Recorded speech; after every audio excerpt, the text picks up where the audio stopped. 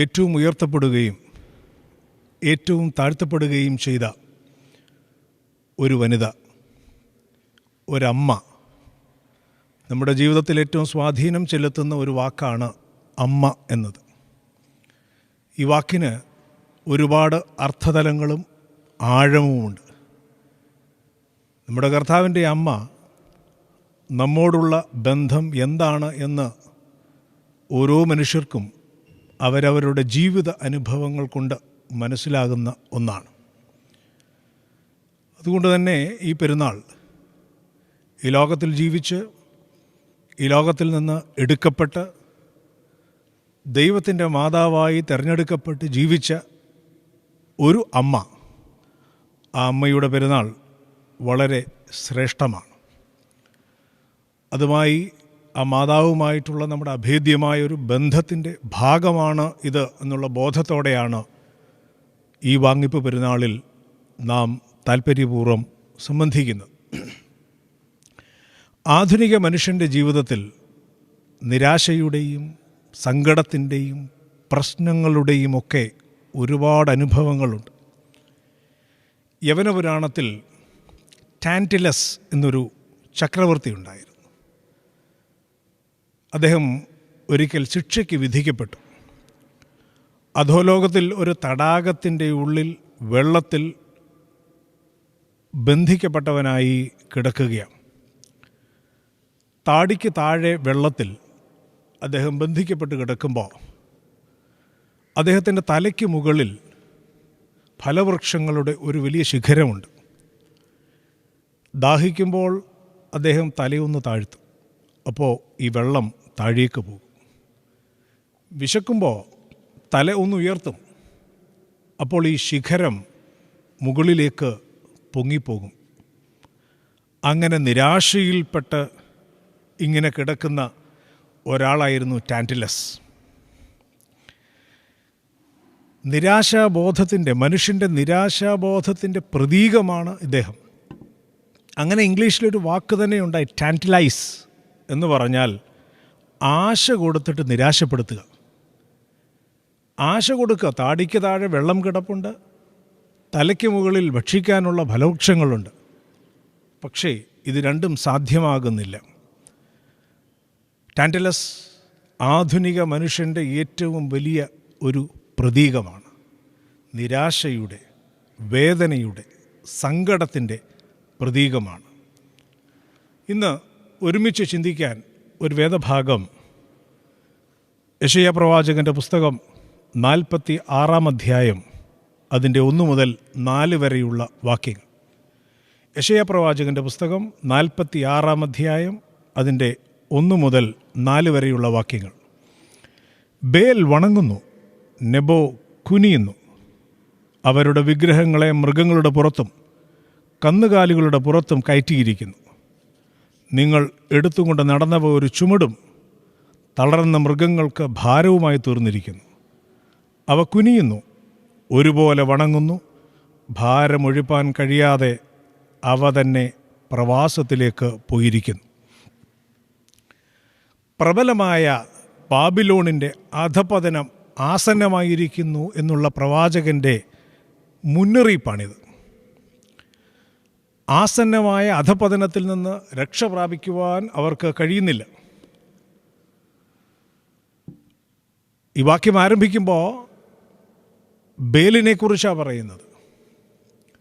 ബേൽ വണങ്ങുന്നു, പർവ്വതനിരയായി Nebo കുനിയുന്നു. തങ്ങൾ ആശ്രയം വെച്ച സകലതും അവർക്ക് നഷ്ടപ്പെട്ടു പോകുന്നവയായി മാറുന്നു. ഓർത്തിരിക്കുക, ബാബിലോണിയ ജനത്തിൻ്റെ ആരാധന മൂർത്തിയായിരുന്ന ബേൽ, തങ്ങൾക്ക് രക്ഷ തരുമെന്ന് വിചാരിച്ചിരുന്ന ബേൽ. ഈ ബേലിനെക്കുറിച്ച് ദാനിയേൽ പ്രവാചകൻ്റെ പുസ്തകം 14 അധ്യായത്തിൻ്റെ 1 മുതൽ 22 വരെയുള്ള വാക്യങ്ങളിൽ അതിനെക്കുറിച്ച് വിശദീകരിക്കുന്നുണ്ട്. ബേലിനെക്കുറിച്ച് ബാബിലോണിയരുടെ ആരാധനാമൂർത്തിയാണിത്. പേർഷ്യൻ രാജാവ് സൈറസിൻ്റെ കാലത്ത് ബേൽ ആരാധന ദാനിയേൽ എതിർക്കുന്നതായി കാണുന്നു. ബേലിന് ആഹാരമായി കൊണ്ടുവന്ന് നൽകുന്നത് 12 പറ മാവ്, 40 ആട്, 6 അളവ് വീഞ്ഞ് എല്ലാ ദിവസവും ആഹാരമായി കൊണ്ടുവന്ന് വയ്ക്കണം. ബേൽ വിഗ്രഹത്തിൻ്റെ മുൻപിൽ ഇത് കൊണ്ട് വെച്ച് കഴിയുമ്പോൾ രാവിലെ നോക്കുമ്പോൾ ആഹാരമൊന്നുമില്ല. ഇത് വിഗ്രഹം ഭക്ഷിക്കുന്നു എന്നാണ് അവരുടെ വിശ്വാസം. പക്ഷേ ദാനിയേൽ പറഞ്ഞു അങ്ങനെയല്ല. ദാനിയേൽ അവിടെ കൊണ്ടൊന്ന് ചാരം വിതറി. എന്താണെന്ന് കണ്ടുപിടിക്കാൻ വേണ്ടി. ഈ ബേലിനെ ആരാധിക്കുന്നവരിൽ 70 പുരോഹിതന്മാരും അവരുടെ കുടുംബാംഗങ്ങളുമുണ്ട്. അവരെന്ത് ചെയ്യും? രാത്രിയിൽ വന്ന് ഈ ഭക്ഷണമെല്ലാം കഴിച്ചിട്ട് പോകും. ഒരു ദിവസം ദാനിയേൽ ചാരം വിതറിയ ദിവസം, പിറ്റേ ദിവസം രാവിലെ നോക്കുമ്പോൾ ഇവരുടെ കാൽപ്പാടുകൾ അതിലുണ്ടായി. തന്നെ കളിപ്പിച്ചു എന്ന് ബോധ്യമായ രാജാവ് ഇവരെയെല്ലാം വധിച്ചു കളയുക. ദാനിയേൽ പിന്നീട് ചെയ്തത് ഈ പ്രതിഷ്ഠയും ഇവരുടെ ആലയവും തകർത്ത് കളഞ്ഞു എന്നാണ് ദാനിയേൽ പ്രവാചകൻ്റെ പുസ്തകത്തിൽ നാം കാണുന്നത്. ബേൽ എന്നത് ബാബിലോണ്യരുടെ ആരാധന മൂർത്തിയാണ്. നെബോ, ആവർത്തന പുസ്തകം 32-ാം അധ്യായത്തിൻ്റെ 48 മുതൽ 52 വരെയുള്ള വാക്യങ്ങളിൽ നെബോ കൊടുമുടിയെക്കുറിച്ച് പറയുന്നുണ്ട്. എറിഹോയ്ക്ക് എതിർവശത്ത് മവാബ് ദേശത്തുള്ള അബറീം പർവ്വതനിരയിലാണ് ഈ നെബോ എന്ന കൊടുമുടി. ഇവിടെ നിന്നുകൊണ്ടാണ് മോശ കനാൻ നാട് നോക്കിക്കണ്ടത്. ഇവിടെയാണ് മോശയുടെ മരണവും എന്ന് പറയപ്പെടുന്നു. പ്രശസ്ത നഗരങ്ങൾക്കോ രാജാക്കന്മാർക്കോ അവരാശ്രയിച്ചിരുന്ന ദൈവങ്ങൾക്കോ നിലനിൽക്കാൻ കഴിയാത്ത ഒരനുഭവത്തിലേക്ക് വരുന്നു. അവയെല്ലാം തകർന്നു വീഴുന്നു, നടുവൊടിഞ്ഞ് നശിച്ചു പോകുന്നു. രക്ഷ നേടുവാൻ അവരുടെ രാജ്യത്തിൻ്റെ അധപ്പതനത്തിൽ നിന്ന്, ബാബിലോണ്യ അനുഭവത്തിൽ നിന്ന് നഷ്ടപ്പെട്ടു പോകുന്നതിന് അവർ തങ്ങളുടെ ദൈവമായ ബേലിലേക്ക് തിരിയുമ്പോൾ നാം കാണുന്നു ആ ദൈവങ്ങൾക്കൊന്നും അവരെ രക്ഷിക്കുവാൻ കഴിയുന്നില്ല. അവസാനം എന്താ സംഭവിക്കുന്നത്? അവരുടെ നാശമുണ്ടാകുമ്പോൾ ഈ ബേൽ വിഗ്രഹത്തെ ചുമന്നുകൊണ്ടവർ പോവുക. അവരുടെ വിഗ്രഹങ്ങളെ ചുമന്നുകൊണ്ട് തങ്ങളെ രക്ഷിക്കുമെന്ന് വിചാരിച്ചിരുന്ന ദൈവങ്ങളെ ചുമന്നുകൊണ്ട് പോകേണ്ട ഗതികേട് ബാബിലോണ്യ ജനത്തിനുണ്ടായി എന്നുള്ളതാണ് ഏറ്റവും വലിയ സങ്കടകരമായ അനുഭവം. നിങ്ങൾ എടുത്തുകൊണ്ട് നടന്നവ നിങ്ങൾക്കൊരു ചുമടായി മാറിയിരിക്കുന്നു. അത് മൃഗങ്ങൾക്കൊരു ഭാരമായി തീർന്നിരിക്കുന്നു. വിഗ്രഹങ്ങളുടെ ഭാരം കൊണ്ട് മൃഗങ്ങൾക്കോ മനുഷ്യർക്കോ നടന്നു നീങ്ങുവാൻ കഴിയുന്നില്ല. അവ ഒരു ഭാരമായി അവരുടെ ചുമലിൽ മാറി. ദൈവത്തിൽ ആശ്രയിക്കുന്ന മനുഷ്യൻ ആ ദൈവത്തെ ചുമന്നുകൊണ്ടുപോവുക. അവരുടെ ദൈവം അവരെ രക്ഷിക്കുകയായിരുന്നില്ല, മനുഷ്യൻ ദൈവത്തെ രക്ഷിക്കുകയായിരുന്നു. യെശയ്യാ പ്രവാചകൻ്റെ പുസ്തകം 46-ാം അധ്യായത്തിൻ്റെ 4-ാം വാക്യത്തിൽ നാം കാണുന്നുണ്ട്, നിങ്ങളുടെ വാർദ്ധക്യം വരെ ഞാൻ അനന്യൻ തന്നെ, നിങ്ങൾ നരയ്ക്കുവോളം ഞാൻ നിങ്ങളെ ചുമക്കും, ഞാൻ ചെയ്തിരിക്കുന്നു, ഞാൻ വഹിക്കുകയും ഞാൻ ചുമന്ന് വിടുവിക്കുകയും ചെയ്യും. നമ്മുടെ ദൈവത്തിൻ്റെ വാഗ്ദത്തം ഇതാണ്. നമ്മുടെ സങ്കട നേരങ്ങളിൽ, നിരാശയുടെ കാലങ്ങളിൽ, പ്രശ്നങ്ങളുടെ കാലഘട്ടങ്ങളിൽ, ഇനി ആരും ആശ്രയമില്ല എന്ന് വിചാരിക്കുന്ന നേരങ്ങളിൽ നമ്മുടെ ദൈവം നമ്മോട് പറയുന്നു, നിന്റെ തല നരയ്ക്കുവോളം ഞാൻ നിന്നെ ചുമക്കും. നിന്റെ സങ്കടങ്ങളിൽ ഞാൻ നിൻ്റെ കൂടെയുണ്ട്. നീ ഉണരുമ്പോൾ, നീ ഉറങ്ങുമ്പോൾ, നീ പ്രവർത്തിക്കുമ്പോൾ, നീ ചിന്തിക്കുമ്പോൾ, നീ ചലിക്കുമ്പോൾ, നീ ചലിക്കാതിരിക്കുമ്പോൾ, എപ്പോഴും നിൻ്റെ കൂടെയുള്ള ഒരു ദൈവം, നിരന്തരമായ ജീവിതത്തിൽ സാന്നിധ്യമുള്ള ഒരു ദൈവത്തെയാണ് ഞാനും നിങ്ങളും ഇങ്ങനെ ആരാധിച്ച് ചേർത്ത് വച്ചിരിക്കുന്നത്. പക്ഷേ ബാബിലോണ്യ ജനതയ്ക്ക് സംഭവിച്ചതെന്താ? തങ്ങളുടെ സങ്കട നേരങ്ങളിൽ തങ്ങൾ ആശ്രയിച്ചിരുന്ന ദൈവങ്ങളെ എടുത്തുകൊണ്ട് ഓടുവാനാണ് അവർക്ക് ഇടയായത്. ഇവിടെയാണ് നമുക്ക് നമ്മുടെ ജീവിത അനുഭവത്തെക്കുറിച്ച് ഒന്ന് വിചിന്തനം ചെയ്യേണ്ടത്. പലപ്പോഴും ദൈവം നമുക്കൊരു ഭാരമായി മാറുന്നുണ്ടോ? നാം ചുമക്കുന്ന ചില വിഗ്രഹങ്ങളായ ദൈവങ്ങളുണ്ട്. നമ്മുടെ ദൈവം സ്വർഗത്തിലിരുന്ന് നമ്മെ നോക്കുകയും നമ്മുടെ ചലനങ്ങളെ അറിയുകയും നമ്മുടെ ജീവിതത്തെ മനസ്സിലാക്കുകയും അതനുസരിച്ച് നമ്മോട് പ്രതിവചിക്കുകയും ചെയ്യുന്ന ഒരു ദൈവം. പക്ഷേ നമ്മുടെ ചില ജീവിത അനുഭവങ്ങൾ തന്നെ ദൈവമായി മാറുന്നുണ്ടോ? ഇതാണ് ഇന്ന് ഈ രാത്രിയിൽ നമുക്ക് ചിന്തിക്കുവാനായിട്ടുള്ളത്. ഇന്ന് നമുക്ക് ചിന്തിക്കുവാനുള്ളത് ഈ വിഷയമാണ്.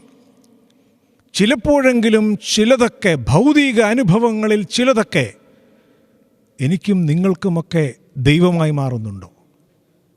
ഈ ദൈവം നമുക്കൊരു ഭാരമായി മാറുന്നുണ്ടോ? ഒരുപാട് കാര്യങ്ങളെ സംബന്ധിച്ച് നമുക്ക് പറയാനുണ്ടെങ്കിലും ഒന്ന് രണ്ട് കാര്യങ്ങൾ പറഞ്ഞ് ഞാൻ എൻ്റെ വാക്കുകൾ അവസാനിപ്പിക്കും. ഒന്ന്, ഇന്ന് മനുഷ്യൻ ഏറ്റവും അധികം ആശ്രയിക്കുന്ന ഒന്നാണ് ധനം. ഈ ധനം നമുക്കൊരു ദൈവമായി മാറുന്നുണ്ടോ? ഈ ദൈവം നമുക്കൊരു ഭാരമായി മാറുന്നുണ്ടോ?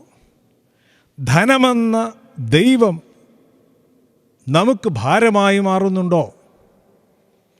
ധനം പാപമാണോ എന്നത് ചോദ്യമാണ്. പക്ഷേ ധനം ഒരു പാപമല്ല. പക്ഷേ അതിൻ്റെ ശരിയായ ഉപയോഗം നടക്കുന്നില്ലെങ്കിൽ അവിടെയാണ് അത് പാപമായി മാറുന്നത്. നിങ്ങൾക്ക് ദൈവത്തെയും മാമോനെയും സേവിപ്പാൻ കഴിയുകയില്ല എന്ന് കർത്താവ് പഠിപ്പിച്ചിട്ടുണ്ട്. പക്ഷേ നമുക്ക് ഇന്ന് മാമോൻ ഒരു ദൈവമായി മാറുകയാണ്. എങ്ങനെയാണ്? എനിക്കും നിങ്ങൾക്കും അധ്വാനത്തിലൂടെ ലഭിക്കുന്ന പണമോ നമ്മുടെ കയ്യിലുള്ള ധനമോ ശരിയായി വിനിയോഗിക്കുവാനുള്ള അനുഭവം ഇന്നുണ്ടാകുന്നുണ്ടോ? പണ്ട് ഈ പണത്തിന് പറഞ്ഞിരുന്ന വാക്ക് ചക്രം എന്നാണ്. എന്താ ഈ ചക്രം? ഇത് ഉരുണ്ടുരുണ്ട് പോകുന്നതാണ്. ഒരാളുടെ കയ്യിൽ നിന്ന് മറ്റൊരാളുടെ കയ്യിലേക്ക്, ഒരിടത്ത് നിന്ന് മറ്റൊരിടത്തേക്ക് ഇത് ഉരുണ്ടുരുണ്ടുരുണ്ട് മറ്റൊരാളുടെ കയ്യിലേക്ക് കടന്നു ചെല്ലണം. പക്ഷെ ഇന്നോ നാം ഉപയോഗിക്കുന്ന പണം ഏതൊക്കെ തരത്തിൽ ഉപയോഗിക്കപ്പെടുന്നു എന്ന് നാം ശാന്തമായി ചിന്തിക്കേണ്ടത് ആവശ്യമാണ്. ദൈവത്തിനു വേണ്ടിയോ ദൈവിക അനുഭവങ്ങൾക്ക് വേണ്ടിയോ ഈ പണം ഇന്ന് ഉപയോഗിക്കപ്പെടുന്നുണ്ടോ? ആഡംബരങ്ങൾക്ക് വേണ്ടിയും ആർഭാടങ്ങൾക്ക് വേണ്ടിയും നമുക്കൊരുപാട് പണമുണ്ട് ഇന്ന്.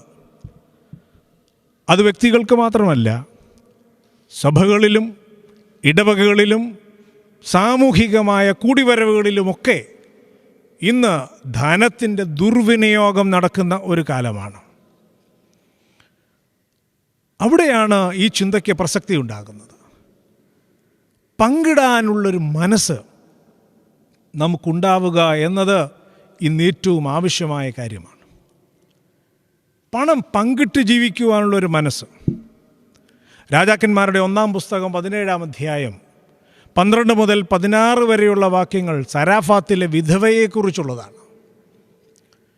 സരാഫാത്തിലെ വിധവ തങ്ങളുടെ ആഹാരം, മാവ്, എണ്ണ തീർന്നുപോയി എന്ന് കരുതി അത് കഴിച്ച് ജീവനൊടുക്കാൻ വേണ്ടി ആശ്രയിച്ചിങ്ങനെ ഇരിക്കുമ്പോൾ പ്രവാചകൻ വന്നു. എലിയ പ്രവാചകൻ വന്നു പറഞ്ഞു, എനിക്ക് ഭക്ഷണം ഉണ്ടാക്കി തരണം. അവൾ പറഞ്ഞു, ഇല്ല, അതിനുള്ളതില്ല. അല്പം മാവ്, അല്പം എണ്ണ, അതുണ്ടാക്കി തന്ന് ഞങ്ങൾ മരിക്കാനിരിക്കുക. പക്ഷേ പ്രവാചകൻ്റെ വാക്ക് കേട്ട് അവൾ ഉണ്ടാക്കി കൊടുത്തു കഴിഞ്ഞപ്പോൾ പിന്നീട് നമ്മൾ പാടുകയും പറയുകയും ചെയ്യുന്നത് പോലെ കലത്തിലെ മാവ് ലേശം കുറയുകയില്ല, നിന്റെ കലശത്തിൽ എണ്ണ ഒരിക്കലും ഇനി കുറയുകയില്ല. ഉള്ളത് പങ്കിട്ട് കൊടുക്കാനുള്ളൊരു മനോഭാവം എപ്പോഴാണോ ഈ വിധവയ്ക്കുണ്ടായത്, അവിടെ നാം കാണുന്നു ഇത് അർത്ഥവത്തായി വർദ്ധിക്കപ്പെടുകയാണ്. ഈ വർധനവ് നമ്മുടെ ജീവിതത്തിൽ ഉണ്ടാകുന്നത് അങ്ങനെയാണ്. നമുക്കെന്ത് ദൈവം തമ്പുരാൻ തരുന്നോ അതിനെ പങ്കിട്ട് കൊടുക്കുവാനുള്ളൊരു മനസ്സും ഒരനുഭവവും എനിക്കും നിങ്ങൾക്കും ഉണ്ടാവേണ്ടത് ആവശ്യമാണ്.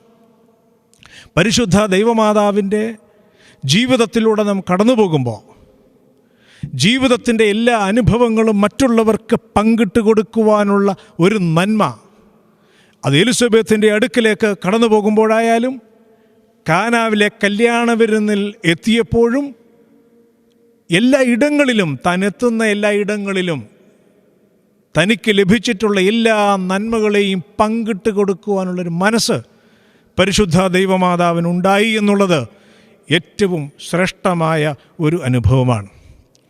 ഭാഗ്യസ്മരണാർഹനായ കാലം ചെയ്ത ഗീവറീസ് മാർ ഒസ്താദ്യോസ് മെത്രാപ്പോലീത്തായുടെ പ്രസിദ്ധമായൊരു പ്രസ്താവനയുണ്ട്: പങ്കിടാത്ത ധനം കൊള്ളയാണ് എന്ന്. പങ്കിടാതെ നിങ്ങൾ സൂക്ഷിക്കുന്ന ഓരോ പണവും നിങ്ങൾ കൊള്ളയടിച്ച് സൂക്ഷിക്കുന്നതിന് തുല്യമാണ്. അതുകൊണ്ട് പങ്കിടുമ്പോൾ വർദ്ധിക്കും എന്ന് നാം ഓർത്തിരിക്കണം. പുരാണത്തിലുള്ള പാഞ്ചാലിയുടെ അക്ഷയപാത്രം പോലെ എല്ലാവർക്കും പങ്കിട്ട് കൊടുക്കുവാനുള്ള, ഇരട്ടിയാക്കപ്പെടുവാനുള്ള ഒരനുഭവമാണത്. വിശുദ്ധ മത്തായിയുടെ സുവിശേഷത്തിലും 25-ാം അധ്യായത്തിലും വിശുദ്ധ ലൂക്കോസിൻ്റെ സുവിശേഷം 19-ാം അധ്യായത്തിലും നാം കാണുന്ന താലന്തുകളുടെ ഉപമയും മറ്റൊന്നല്ല, ലഭിക്കുന്നതിനെ വ്യാപാരം ചെയ്യുവാനുള്ളൊരു അറിവും മനസ്സും. അത് വർദ്ധിപ്പിക്കും. എന്നാൽ കുഴിച്ചിടപ്പെടുന്നത്, മറയ്ക്കപ്പെടുന്നത് ഒരിക്കലും വർദ്ധിക്കുകയില്ല. സക്കായിയുടെ ജീവിതത്തിൽ സംഭവിച്ചത് മറ്റൊന്നല്ലല്ലോ. യേശു തമ്പുരാൻ ഭവനത്തിലേക്ക് വന്നു എന്നുള്ളത് കൊണ്ട് മാത്രമല്ല അവൻ്റെ ജീവിതത്തിൽ മാറ്റം ഉണ്ടാകുന്നത്. യേശു അവൻ്റെ ഭവനത്തിൽ വരുമ്പോഴുള്ള അവൻ്റെ ചില പ്രസ്താവനകളാണ്, ചില നടപടികളാണ്. ഒന്ന്, എനിക്ക് ലഭിച്ചിട്ടുള്ളത് എന്തൊക്കെയുണ്ടോ വസ്തുവകകളിൽ പകുതി ഞാൻ ദരിദ്രർക്ക് കൊടുക്കും, പിടിച്ചു വാങ്ങിയിട്ടുള്ളത് 4 ഇരട്ടിയായി കൊടുക്കും. അങ്ങനെ കൊടുക്കാനുള്ള മനസ്സാണ് ഒരുവനെ അബ്രഹാമിൻ്റെ മകനാക്കി മാറ്റിയത്. ഈ പങ്കിടലിൻ്റെ അനുഭവമാണ് എനിക്കും നിങ്ങൾക്കും ഉണ്ടാവേണ്ടത്. യേശു തമ്പുരാൻ്റെ അടുക്കൽ രക്ഷയുടെ അനുഭവത്തെ തേടി വന്ന ഒരു യുവാവ് ഞാൻ എന്തു ചെയ്യണം എന്നുള്ള ചോദ്യത്തിൻ്റെ മുൻപിൽ യേശു തമ്പുരാൻ്റെ ഉത്തരം മറ്റൊന്നായിരുന്നില്ല. നീ ധ്യാനിക്കുകയും പ്രാർത്ഥിക്കുകയും ചെയ്യണമെന്നായിരുന്നില്ല. അത് വേണ്ട എന്നുള്ള അർത്ഥത്തിലല്ല. അത് മാത്രമല്ല, ചിലത് നീ ചെയ്യാനുണ്ട്. നിനക്കുള്ളത് വിറ്റ് നീ ദരിദ്രർക്ക് കൊടുക്കണം. ചുറ്റുപാടിനെക്കുറിച്ചുള്ള ഒരു ചിന്ത എൻ്റെയും നിങ്ങളുടെയും മനസ്സിലുണ്ടാവണം. ചുറ്റുപാടുകളെക്കുറിച്ചുള്ളൊരു ബോധ്യം ഉണ്ടാവണം. കെട്ടിപ്പൊക്കുന്ന മണിമാളികകളിലിരുന്ന് തൊട്ടടുത്ത് താമസിക്കുന്ന ദരിദ്രൻ്റെ മുഖത്തേക്ക് നോക്കി ചിരിക്കുന്ന ഒരു വിഭാഗമായി മാറുന്നുണ്ടോ എന്ന് നാം സ്വയം ചിന്തിക്കണം. സുവിശേഷം ഉയർത്തിപ്പിടിക്കുകയും പിച്ചച്ചട്ടിക്ക് കാലുകൊണ്ട് തട്ടുകയും ചെയ്യുന്നൊരു മനോഭാവത്തിലേക്ക് നാം ഇന്ന് മാറുന്നുണ്ടോ എന്ന് സ്വയം ചിന്തിക്കണം. പരിശുദ്ധനായ പൗലോസ്ലീഹ സഭയിലേക്ക് വരുന്ന ആളുകളെക്കുറിച്ച് തൻ്റെ ലേഖനത്തിലൂടെ ഓർമ്മിപ്പിക്കുന്നത്, പളുപള മിണങ്ങുന്ന ഒരുത്തൻ വരുമ്പോൾ അവനോട് സുഖേന മുമ്പോട്ട് കയറി ഇരുന്നാലും എന്ന് പറയുന്ന ഒരു ആധ്യാത്മികതയും എന്ന് പറയുന്ന ഒരു നന്മയുമല്ല നമുക്ക് ആവശ്യം. മറിച്ച് ഒരുപോലെയുള്ള ഒരു അഗാപ്പയുടെ അനുഭവത്തിലേക്ക് കടന്നു വരുവാൻ കഴിയുന്നതാണ് ഇന്നത്തെ ലോകത്തിന് ആവശ്യമെന്ന് ഇന്ന് പലതും നമ്മെ പഠിപ്പിക്കുന്നുണ്ട്.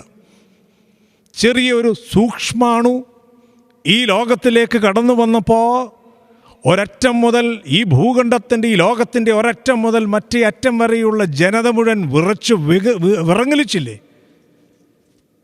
അതിനെ എതിരിടുവാനുള്ള ശക്തി ഇന്ന് മനുഷ്യന് ഇന്നും ഉണ്ടായിട്ടില്ല എന്നുള്ളത് നാം ഓർത്തിരിക്കണം. ഈ കെട്ടിപ്പൊക്കുന്ന സകലതും, ധനം കൊണ്ട് സമ്പാദിക്കാമെന്ന് വിചാരിക്കുന്ന സകലതും ഒരു നിമിഷം കൊണ്ട് തകർന്നു പോയില്ലേ?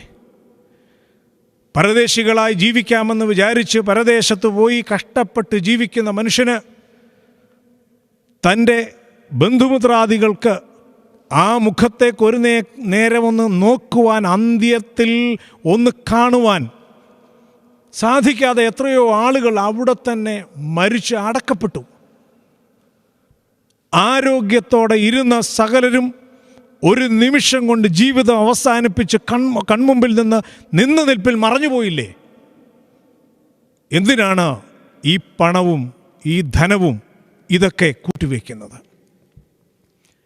ഇത് സാധാരണ വ്യക്തികളുടെ കാര്യം മാത്രമല്ല എന്ന് നാം ചിന്തിക്കണം. ഇന്ന് ക്രൈസ്തവ ജീവിതത്തിൽ ക്രിസ്തുവിൻ്റെ പേരിൽ ഉണ്ടാക്കപ്പെട്ടിട്ടുള്ള സഭകളിലും ആലയങ്ങളിലും പ്രസ്ഥാനങ്ങളിലുമൊക്കെ ഇതുതന്നെയല്ലേ അനുഭവം?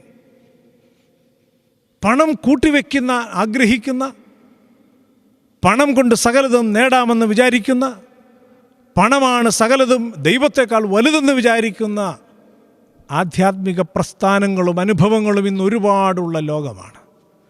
ദൈവത്തെ പ്രതിയും ദൈവത്തിനു വേണ്ടിയും ദൈവത്തിൻ്റെ നാമത്തിലും പണം സമ്പാദിക്കുവാൻ മാത്രം ആഗ്രഹിക്കുന്ന ഒരു ആധ്യാത്മിക ലോകത്തിൻ്റെ അനുഭവത്തിലാണ് നാം ജീവിക്കുന്നത്.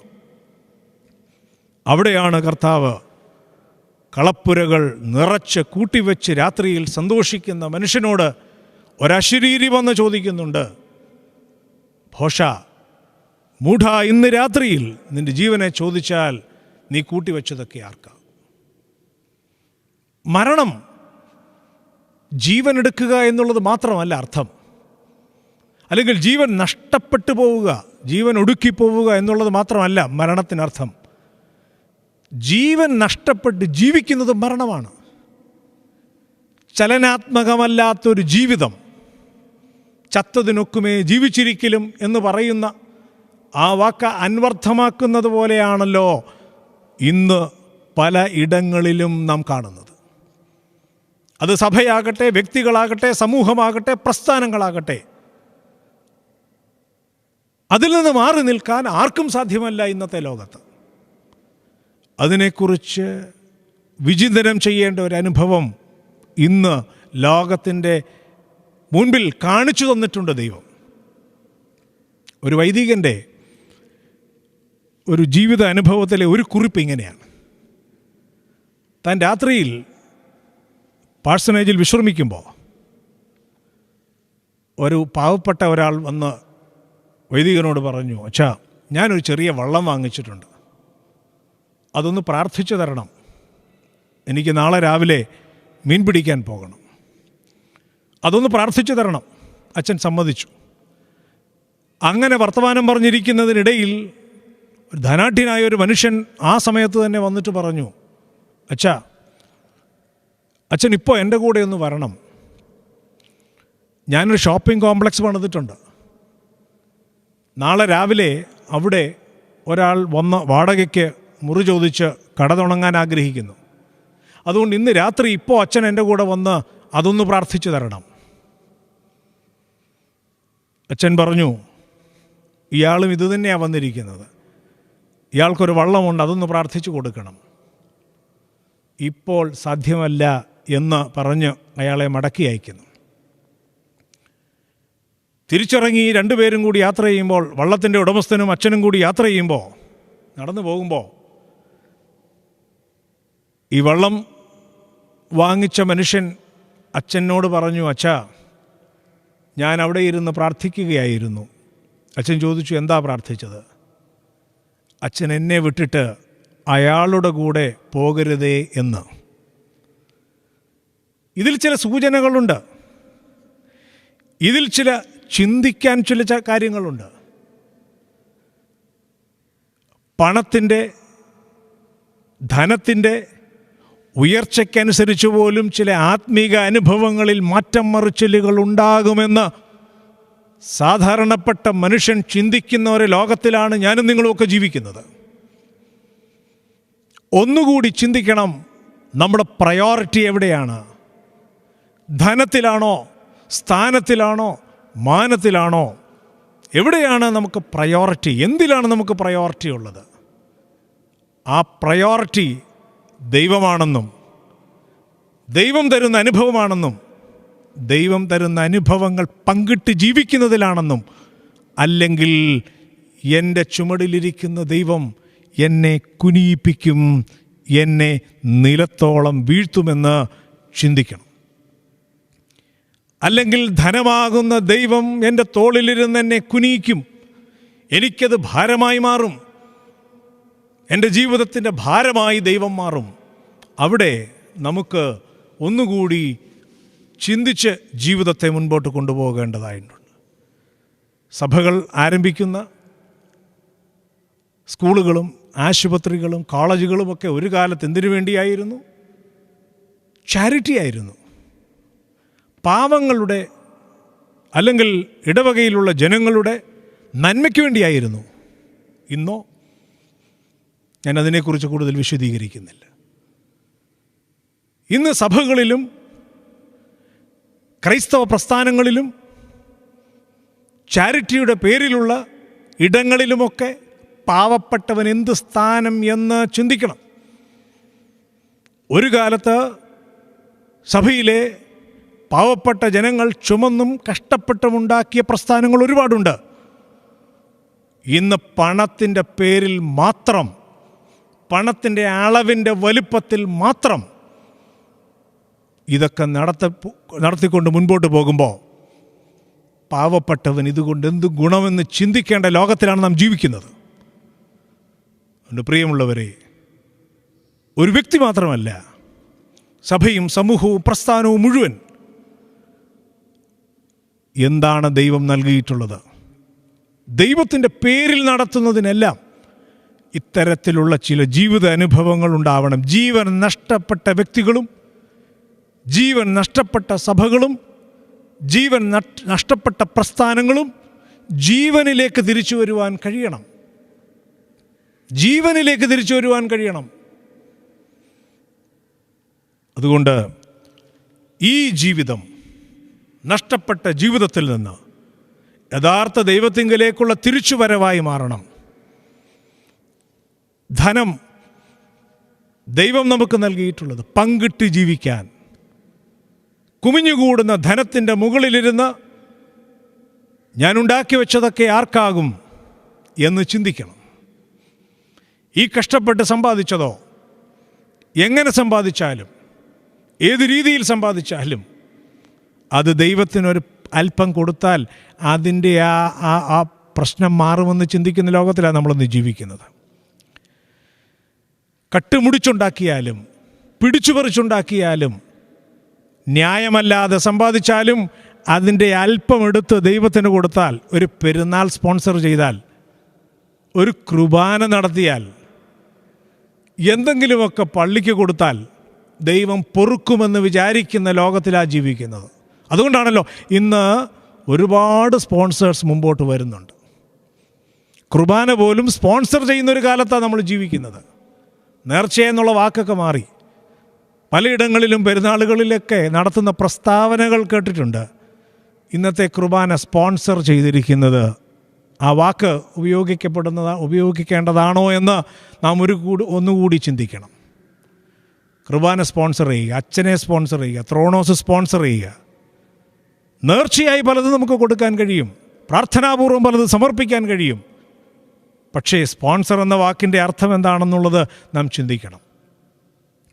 ഇതുതന്നെയാണല്ലോ ആഭിചാരകനായ ശീമോൻ്റെ പണത്തിന് കൈനീട്ടിയവർക്കും സംഭവിച്ചത്. ഇന്ന് സംഭവിക്കുന്നത് എന്താ?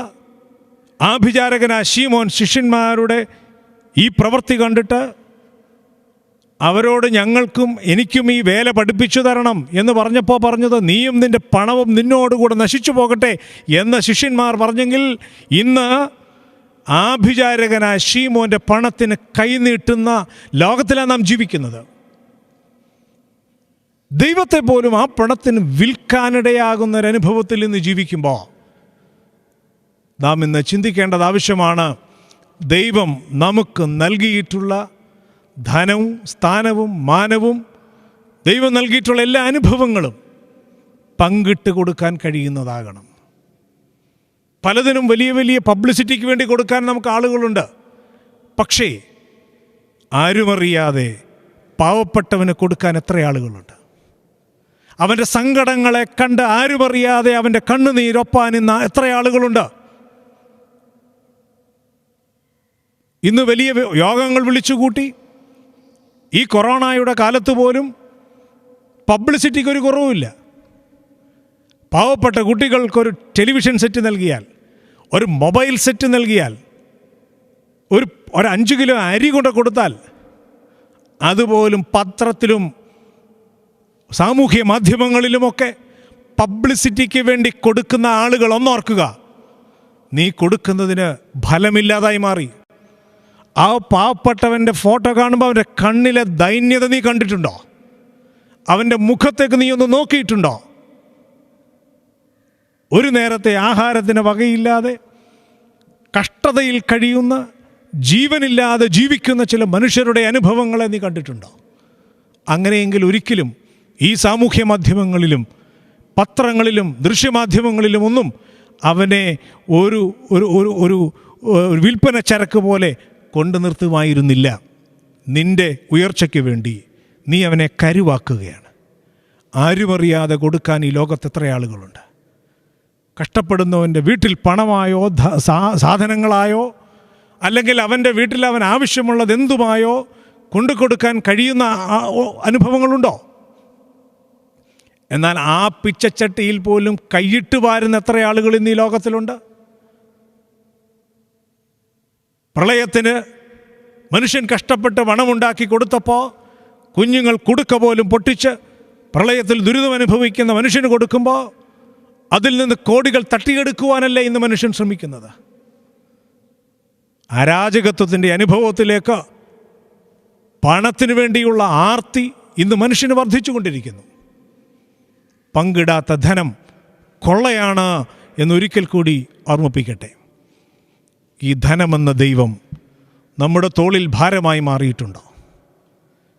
എൻ്റെയും നിങ്ങളുടെയും ജീവിതത്തിൽ ധനം, പങ്കിടാത്ത ധനം ഒരു ഭാരമായി, അതൊരു ദൈവമായി മാറിയിട്ടുണ്ടോ? ബാബിലോണിലെ ജനത്തിന് ദൈവങ്ങളെ എടുത്തുകൊണ്ട് തങ്ങളുടെ നിരാശയുടെ കാലത്ത്, കഷ്ടതയുടെ കാലത്ത്, അധപ്പതനത്തിൻ്റെ കാലത്ത് തങ്ങൾ ഓടുമ്പോൾ തങ്ങളുടെ ദൈവങ്ങളെയും എടുത്തുകൊണ്ട് ഓടേണ്ട ഗതികേടുണ്ടായതുപോലെ എനിക്കും നിങ്ങൾക്കും ഈ ഗതികേടുണ്ടാകരുത്. നമ്മുടെ തോളിലിരിക്കുന്ന ധനമെന്ന ദൈവം കുടഞ്ഞു കളയണം. ഇത് വാരി വിതറി കൊടുക്കാനുള്ളതാണ്, മറ്റുള്ളവർക്ക് പങ്കിട്ട് കൊടുക്കാനുള്ളതാണ്. വേദനപ്പെടുന്നവന്, സങ്കടപ്പെടുന്നവന്, കഷ്ടപ്പെടുന്നവന് ആരുമറിയാതെ കൊടുക്കേണ്ടതാണ്. കൊടുക്കുന്നുവെന്ന് മാത്രമല്ല, ഇടം കൈ ചെയ്യുന്നത് വലം കൈ അറിയാതെ. അത് സഭയാകട്ടെ, സഭയിലെ പാവപ്പെട്ടവന് കൊടുക്കുമ്പോഴും നാലാൾ അറിയാതെ കൊടുക്കാനുള്ളൊരു മനസ്സ് എനിക്കും നിങ്ങൾക്കും ഉണ്ടാവണം. വ്യക്തികളായി ചെയ്യുമ്പോഴാകട്ടെ, പ്രസ്ഥാനങ്ങളായി ചെയ്യുമ്പോഴാകട്ടെ, നാട് നെടുക ഫ്ലക്സും പോസ്റ്ററും വെച്ച് സാമൂഹ്യ മാധ്യമങ്ങളിലിട്ട് വീരവാദം മുഴക്കുന്ന ഒരു ദാനധർമ്മത്തെക്കുറിച്ചല്ല ദൈവം ആഗ്രഹിക്കുന്നത്. ആരുമറിയാതെ കൊടുക്കുന്നൊരനുഭവത്തിലേക്ക്, പങ്കിടീലിൻ്റെ അനുഭവത്തിലേക്ക് വരുവാൻ നമുക്ക് ഇടയാവണം എന്ന് ഓർമ്മിപ്പിക്കട്ടെ. രണ്ടാമത്, നമ്മുടെ തോളിൽ ഏറുന്ന വലിയൊരു ഭാരമുണ്ട്. യഥാർത്ഥ ദൈവത്തെ നാം തിരിച്ചറിയുന്നില്ല എന്നുള്ളത്. യഥാർത്ഥ ദൈവത്തെ നാം തിരിച്ചറിയുന്നില്ല. ഇന്ന് പ്രാർത്ഥന, അല്ലെങ്കിൽ യഥാർത്ഥമായ പ്രാർത്ഥന എന്ത് എന്നുള്ളത് മനുഷ്യന് വലിയ പ്രശ്നമായി മാറിയിട്ടുണ്ട്. ഇന്ന് വിശ്വാസികളെ അലട്ടുന്ന ഏറ്റവും വലിയ പ്രശ്നമാണ് ഉത്തരം കിട്ടാത്ത പ്രാർത്ഥന. പ്രാർത്ഥിക്കുന്നുണ്ട്, പക്ഷെ ഉത്തരം കിട്ടുന്നില്ല. എന്തുകൊണ്ട് ചില പ്രാർത്ഥനകൾക്ക് ഉത്തരം കിട്ടുന്നില്ല? ഇതൊരു വലിയ ചോദ്യമാണ്. ഞാൻ പ്രാർത്ഥിച്ചു, എനിക്കുത്തരം കിട്ടിയതുണ്ട്, പക്ഷെ കിട്ടാത്ത ചില അനുഭവങ്ങളുണ്ട്. പലരുടെയും പരാതി അതാണ്. ചിലരൊക്കെ പറയാറുണ്ട്, അച്ഛാ ഞാൻ ഒരുപാട് പ്രാർത്ഥിച്ചു, എന്നും പ്രാർത്ഥിക്കാറുണ്ട്, പക്ഷെ ഇന്ന് വരെ എനിക്കതിന് മറുപടി കിട്ടിയിട്ടില്ല. അതിനുള്ള ചില കാരണങ്ങളെക്കുറിച്ച് അല്പം ചിന്തിക്കാം. ഒന്ന്, സ്വാർത്ഥമയമായ പ്രാർത്ഥനയ്ക്ക് ദൈവം ഉത്തരം അരുളുന്നില്ല. അങ്ങനെയുള്ള പ്രാർത്ഥനയ്ക്ക് ഒരിക്കലും മറുപടി ലഭിക്കില്ല. സ്വാർത്ഥതയോടെയുള്ള പ്രാർത്ഥനയ്ക്ക് ഒരിക്കലും മറുപടി ലഭിക്കയില്ല എന്നോർത്തിരിക്കണം.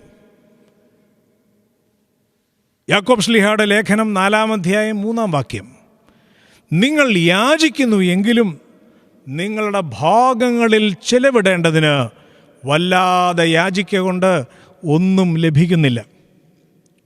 ഒന്നുകൂടി വായിക്കാം. നിങ്ങൾ യാചിക്കുന്നു എങ്കിലും നിങ്ങളുടെ ഭാഗങ്ങളിൽ ചെലവിടേണ്ടതിന് വല്ലാതെ യാചിക്കൊണ്ട് ഒന്നും ലഭിക്കുന്നില്ല. എന്തുകൊണ്ട് ലഭിക്കുന്നില്ല എന്ന ചോദ്യത്തിന് ഒരു ഉത്തരം അതാണ്. നിങ്ങളുടെ പ്രാർത്ഥനയ്ക്കൊരു സ്വാർത്ഥതയുടെ അനുഭവമുണ്ട്. നിങ്ങളുടെ ഭാഗങ്ങളിൽ ചിലവിടേണ്ടതിന് നിങ്ങൾ പ്രാർത്ഥിക്കുന്നു, വല്ലാതെ യാചിക്കുന്നു. ഈ യാചനയുടെ പ്രശ്നം അതാണ്. യഹൂദ റബിമാരുടെ ഇടയിൽ ഒരു ഉദാഹരണമുണ്ട് ഇതിനെ സംബന്ധിച്ച്. ഒരമ്മയ്ക്ക് 2 മക്കൾ. ഒരുത്തൻ കുശവനാണ്, മറ്റവൻ കർഷകനാണ്. കുശവൻ ഒരു ദിവസം അമ്മയോട് പറഞ്ഞു, അമ്മേ, ഇന്ന് നല്ല വെയിൽ കിട്ടാൻ പ്രാർത്ഥിക്കണം. എന്താണെന്നറിയാമോ, ഞാൻ കുറേ കലങ്ങളുണ്ടാക്കി വെച്ചിട്ടുണ്ട്, അതെനിക്ക് നാളെ ചന്തയിൽ കൊണ്ടുപോയി വിൽക്കണം. അതിന്ന് നല്ല വെയിൽ കിട്ടിയെങ്കിലേ ഇതൊക്കെ ഉണങ്ങി നാളെ വിൽക്കാൻ പറ്റത്തുള്ളൂ. അമ്മ പ്രാർത്ഥിച്ചു, നല്ല വെയിൽ വന്നു എന്നാണ് പറയുക. ഉടനെ തന്നെ കർഷകനായ മകൻ ഓടി വന്നു. അവൻ വന്നിട്ട് അമ്മയോട് പറഞ്ഞു, അമ്മേ, എൻ്റെ നെല്ലുകളെല്ലാം, എൻ്റെ കൃഷികളെല്ലാം കരിഞ്ഞു പോകുന്നു. അമ്മ മഴയ്ക്ക് വേണ്ടിയൊന്ന് പ്രാർത്ഥിക്കണം, അമ്മ മഴയ്ക്ക് വേണ്ടിയൊന്ന് പ്രാർത്ഥിക്കണം. ഇത്തരം പ്രാർത്ഥനകളാണ് പലപ്പോഴും നമുക്ക് ഉത്തരം കിട്ടാതെ പോകുന്നത്. ഇത്തരം ചില യഹൂദ റബിമാർ നമ്മെ പഠിപ്പിക്കുന്നത് ഉത്തരം കിട്ടാത്ത ചില പ്രാർത്ഥനകൾക്ക് ഇങ്ങനെ ചില സ്വഭാവങ്ങളുണ്ട് എന്നാണ്. അവനവൻ്റെ ആവശ്യങ്ങൾക്കുള്ള സഫലീകരണത്തിനുള്ള പ്രാർത്ഥന, ആ പ്രാർത്ഥനയ്ക്ക് ഒരു സ്വാർത്ഥതയുടെ അനുഭവമുണ്ട്. ആ സ്വാർത്ഥത നമ്മുടെ ജീവിതത്തിൽ പലപ്പോഴും നമുക്ക് നഷ്ടം വരുത്തുന്നതാണ്. സ്വാർത്ഥതയോടെയുള്ള പ്രാർത്ഥന നമ്മുടെ ജീവിതത്തിൽ എപ്പോഴും നമുക്ക് നഷ്ടം വരുത്തും എന്നുള്ള ബോധ്യം നമുക്കുണ്ടാവണം. ചെറിയ ക്ലാസ്സുകളിൽ പണ്ട് പഠിക്കുമ്പോൾ ഒരു കഥയുണ്ടായിരുന്നു, അതിപ്പോഴും നമ്മുടെ മനസ്സിൽ ഓർമ്മയുണ്ട്. അതിങ്ങനെയാണ്, 2 അയൽവക്കക്കാർ അപ്പുറവും ഇപ്പുറവും താമസിക്കുന്നു. ദരിദ്രയായ ഒരു വീട്ടിലെ ഒരു സ്ത്രീ എല്ലാ ദിവസവും ദൈവത്തോട് പ്രാർത്ഥിക്കും. ഒരു ദിവസം കഠിനമായ പ്രാർത്ഥനയിലൂടെ ദൈവത്തെ പ്രത്യക്ഷപ്പെടുത്തി. ദൈവത്തോട് പറഞ്ഞു, ഞാനിങ്ങനെ കഷ്ടപ്പെടുകയാണ്, കുറേ നാളുകളായി ഞാനിങ്ങനെ കഷ്ടപ്പെട്ട് ജീവിക്കുന്നു, എനിക്ക് ഇനി നീ എന്തെങ്കിലും പെട്ടെന്നൊക്കെ നന്മ തരണം. അപ്പോൾ ചോദിച്ചു, എന്താ വേണ്ടത്? നല്ലൊരു വീട് വേണം, ജീവിക്കാനുള്ള സാഹചര്യങ്ങളൊക്കെ വേണം, എല്ലാം കൂടി നീ എനിക്ക് പെട്ടെന്നൊന്ന് തരണം. ദൈവം പ്രീതനായി അതെല്ലാം കൊടുത്തു. തൊട്ടപ്പുറത്തെ വീട്ടിലെ സ്ത്രീ അല്പം ജീവിക്കാൻ അനുഭവമുള്ളൊരു സ്ത്രീയാണ്. പെട്ടെന്ന് ഇവൾക്ക് ഇതൊക്കെ ഉണ്ടായപ്പോൾ ചോദിച്ചു, നിനക്കെങ്ങനെ ഇതൊക്കെ ഉണ്ടായത്? അപ്പോൾ അവൾ നടന്ന കാര്യങ്ങളൊക്കെ പറഞ്ഞു. ഞാൻ ദൈവത്തോട് പ്രാർത്ഥിച്ചു, ഇങ്ങനെയാണ് സംഭവിച്ചത്. തൊട്ടപ്പുറത്തെ വീട്ടിലെ സ്ത്രീയും പ്രാർത്ഥിക്കാൻ തുടങ്ങി. ഇവരോടുള്ള മനസ്സിലെ പകയും വിദ്വേഷവും ഒക്കെ വെച്ചുകൊണ്ടാണ് പ്രാർത്ഥിക്കുന്നത്. അപ്പോൾ ദൈവം പ്രത്യക്ഷപ്പെട്ടിട്ട് ചോദിച്ചു, നിനക്കെന്താ വേണ്ടത്? അപ്പോൾ പറഞ്ഞു, എനിക്ക് ഇപ്പോൾ ഉള്ളതിനേക്കാളൊക്കെ വലുത് വേണം. അപ്പോൾ ദൈവം പറഞ്ഞു, നിനക്ക് തരാം, പക്ഷേ ഒരു പ്രശ്നമുണ്ട്. എന്താണെന്നറിയാമോ? നീ എന്തു ചോദിക്കുന്നുവോ അതിൻ്റെ ഇരട്ടി ഞാൻ മറ്റവൾക്ക് കൊടുക്കും. നീ എന്തു ചോദിക്കുന്നുവോ അതിന് ഇരട്ടി ഞാൻ വീണ്ടും മറ്റവൾക്ക് കൊടുക്കും. ആകപ്പാടെ പ്രതിസന്ധിയിലായി. എന്തു ചോദിക്കും? ഒരു വീട് ചോദിച്ചാൽ അവൾക്ക് വീണ്ടും 2 വീട് കൂടെ കിട്ടും. ഒരു കാറ് ചോദിച്ചാൽ അത്രയും അതിൻ്റെ ഇരട്ടി കിട്ടും. എല്ലാ സാഹചര്യങ്ങളും ചോദിച്ചാൽ അതിന് ഇരട്ടി കിട്ടും. അങ്ങനെ വേണ്ട. അവൾ ആലോചിച്ചു, അല്പനേരം കണ്ണടച്ച് ധ്യാനിച്ചു. എന്നിട്ട് ദൈവത്തോട് പറഞ്ഞു, എൻ്റെ ഒരു കണ്ണ് പൊട്ടിപ്പോകട്ടെ, എൻ്റെ ഒരു കണ്ണങ്ങ് പൊട്ടിപ്പോകട്ടെ. അപ്പോൾ എന്ത് സംഭവിക്കും? മറ്റേ വീട്ടിലെ സ്ത്രീയുടെ 2 കണ്ണും പൊട്ടിപ്പോകും. നമ്മുടെ പ്രാർത്ഥനകൾ പലപ്പോഴും ഇങ്ങനെയാകുന്നില്ലേ എന്ന് ചിന്തിക്കണം. ദൈവനീതിക്ക് നിരക്കാത്ത ചില പ്രാർത്ഥനകളും ഉത്തരം ലഭിക്കുന്നില്ല എന്നറിയണം. ഒന്ന്, സ്വാർത്ഥതയോടെ പ്രാർത്ഥിക്കുന്നവർക്ക് മറുപടി ലഭിക്കുന്നില്ല. 2, ദൈവനീതിക്ക് നിരക്കാത്ത ചില പ്രാർത്ഥനകൾക്കും മറുപടി ലഭിക്കില്ല. ദൈവനീതിയോട് ചേർന്നുള്ള പ്രാർത്ഥനകൾക്ക് മാത്രമേ മറുപടി ലഭിക്കുകയുള്ളൂ. വിശുദ്ധ ലൂക്കോസിൻ്റെ സുവിശേഷം 9-ാം അധ്യായത്തിൻ്റെ 54-ാം വാക്യത്തിൽ ശമരിയ ഗ്രാമത്തിൽ കടന്നു ചെന്നപ്പോൾ, ശിഷ്യന്മാരും യേശുവും കടന്നു ചെന്നപ്പോൾ യേശുവിനെ അവിടെയുള്ളവർ കൈക്കൊണ്ടില്ല. അപ്പോൾ യാക്കോബും യോഹന്നാനും കർത്താവിനോട് ചോദിക്കുകയാണ്, കർത്താവേ, ഏലിയാവ് ചെയ്തതുപോലെ ആകാശത്ത് നിന്ന് തീയിറങ്ങി ഇവരെ നശിപ്പിപ്പാൻ നിനക്ക് സമ്മതമോ? നിന്നെ കൈക്കൊള്ളാത്ത ഈ ജാതിയെ, ഈ ജനതയെ, ഈ പട്ടണത്തെ ആകാശത്ത് നിന്ന് തീയിറക്കി ഏലിയ ചെയ്തതുപോലെ ഇവരെയും നശിപ്പിച്ചു കളയുന്നതിന് നിനക്ക് സമ്മതമോ? രാജാക്കന്മാരുടെ 2-ാം പുസ്തകം 1-ാം അധ്യായത്തിൽ നാം വായിക്കുന്ന സംഭവമാണത്. ഏലിയാവ് തനിക്ക് നേരെ കടന്നു വന്ന രാജാവയച്ച ആളുകളെ തീയിറങ്ങി നശിപ്പിച്ചു കളഞ്ഞത്. കാലൊടിഞ്ഞ രാജാവ് ബെൽസബൂബിനോട് പ്രാർത്ഥിച്ചപ്പോൾ രാജാവ് മരിച്ചു പോകും എന്ന് ഏലിയാവ് പറഞ്ഞതിൻ്റെ പേരിൽ ഏലിയാവിനെ കൊല്ലുവാനായിട്ട് 51 വീതമുള്ള 2 ഭാഗമുള്ള ആളുകളെ ഏലിയാവിൻ്റെ അടുക്കലേക്ക് വിട്ടു. ഏലിയാവ് അപ്പോൾ തന്നെ ആകാശത്ത് നിന്ന് തീയിറങ്ങി ഇവരെ നശിപ്പിച്ചു കളഞ്ഞു എന്ന് രാജാക്കന്മാരുടെ 2-ാം പുസ്തകം 1-ാം അധ്യായത്തിൽ നാം വായിക്കുന്നുണ്ട്. ആ സംഭവത്തെ ഓർത്തുകൊണ്ടാണ് യാക്കോബും യോഹന്നാനും യേശുതമ്പുരാനോട് പറയുന്നത്, നിനക്ക് സമ്മതമാണോ നിന്നെ കൈക്കൊള്ളാത്ത ഈ ജനതയെ തീയിറക്കി നശിപ്പിച്ചു കളയണം? യേശുതമ്പുരാൻ്റെ മറുചോദ്യം ഇതാണ്, നിങ്ങൾ ഏതാത്മാവിനാൽ ഇത് പറയുന്നു? നിങ്ങൾ ഏതാത്മാവിനാൽ ഇത് പറയുന്നു? മറ്റുള്ളവൻ്റെ നാശം ആഗ്രഹിക്കുന്ന ചില പ്രാർത്ഥനകളുണ്ട്, ചില പ്രക്രിയകളുണ്ട്. അവിടെ ദൈവം ഒരിക്കലും നമുക്ക് ഉത്തരം തരികയില്ല. മറ്റുള്ളവരുടെ നാശം ആഗ്രഹിക്കുന്ന ഒരു പ്രാർത്ഥനയ്ക്ക് ദൈവം ഒരിക്കലും മറുപടി നൽകിയില്ല എന്നോർത്തിരിക്കണം. ചിലരുടെ പ്രാർത്ഥന അങ്ങനെയാണ്. ചിലരാവേശം കൂടി പ്രാർത്ഥിക്കുമ്പോൾ പറയാറുണ്ടല്ലോ, കർത്താവേ നീ അവരുടെ മേൽ ഇറങ്ങി അവരെ നശിപ്പിച്ചു കളയണമേ, അവർക്ക് നാശം വരുത്തണമേ, അവരെ ഇല്ലായ്മ ചെയ്യണമേ. ഇങ്ങനെയുള്ള ചില പ്രാർത്ഥനകളുണ്ട്. ഒരിക്കൽ ഒരു പ്രായമായ അമ്മച്ചി എൻ്റെ അടുക്കൽ വന്ന് പറഞ്ഞു, അച്ഛാ ഞങ്ങളുടെ വീട്ടിലൊരു പ്രശ്നമുണ്ട്. ഞാൻ ചോദിച്ചു, എന്താ പ്രശ്നം? ഞാനും മരുമകളും തമ്മിൽ അത്ര സുഖത്തിലല്ല. അതിലെന്താ പ്രശ്നങ്ങൾ കാര്യങ്ങളൊക്കെ ചോദിച്ചപ്പോൾ പറഞ്ഞു, അതങ്ങനെയാ, അതിന് ചില കാരണങ്ങളും കാര്യങ്ങളൊക്കെ. പക്ഷേ ഒരു പ്രശ്നം, ഞാൻ പറയാൻ വന്ന പ്രശ്നം അതല്ല എന്ന് അമ്മച്ചി പറഞ്ഞു. ഞാൻ ചോദിച്ചു, എന്താ? വൈകിട്ട് ഞങ്ങളെല്ലാവരും കൂടി ഇരുന്ന് പ്രാർത്ഥിക്കും. വീട്ടിലെല്ലാവരും കൂടി ഒരുമിച്ചിരുന്ന് പ്രാർത്ഥിക്കുമ്പോൾ അവൾ എന്നെ കുത്തി നോവിച്ചു പ്രാർത്ഥിക്കും.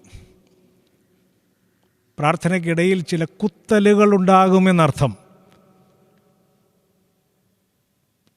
കുത്തി പ്രാർത്ഥിക്കുക. ഈ പ്രാർത്ഥനയ്ക്ക് വലിയ സംഭവം അവരുടെ വീട്ടിൽ. പ്രാർത്ഥന കുത്തി പ്രാർത്ഥിക്കുക.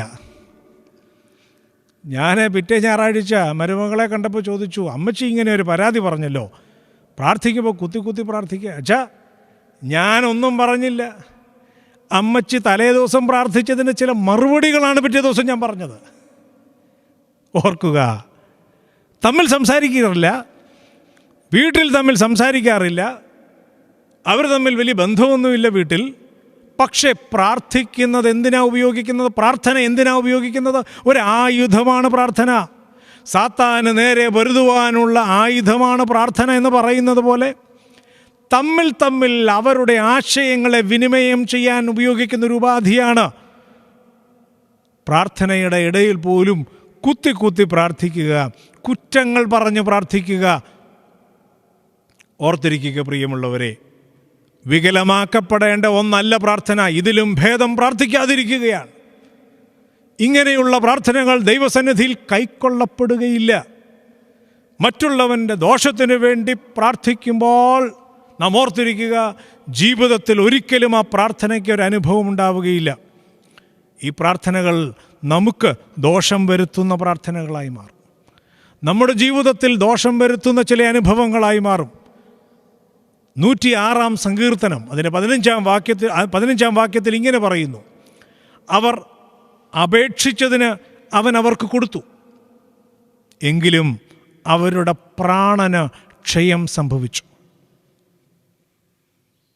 അവർ അപേക്ഷിച്ചതിന് അവൻ അവർക്ക് കൊടുത്തു, എങ്കിലും അവരുടെ പ്രാണന് ക്ഷയം അയച്ചു. ഓർത്തിരിക്കുക, പ്രാർത്ഥന ദൈവത്തോടുള്ള സംസാരമാണ്. ഭൗതികമായ അനുഭവങ്ങൾ നേടിയെടുക്കുവാനോ ഭൗതിക ജീവിതത്തിൻ്റെ സുഖവ്യാപാരത്തിനോ മറ്റുള്ളവരുടെ ദോഷത്തിനോ അവനെ ദോഷപ്പെടുത്തി എന്നെ രക്ഷിക്കുവാനുള്ള അനുഭവങ്ങൾക്കോ അല്ല പ്രാർത്ഥന. ദൈവനീതിക്ക് നിരക്കാത്ത പ്രാർത്ഥനയാണത്. ദൈവനീതിയോട് ചേർന്ന് പോകാത്ത പ്രാർത്ഥനയാണത്. അതുകൊണ്ടാണ് യേശുതമ്പുരാൻ തൻ്റെ അടുക്കലേക്ക് കടന്നു വരുന്ന ജനതയോട് ചോദിക്കുന്നത്, നിങ്ങൾ എന്തിനാണ് എൻ്റെ അടുക്കൽ വന്നത്? നിങ്ങൾ അപ്പം തിന്ന് തൃപ്തരായതുകൊണ്ടല്ലേ?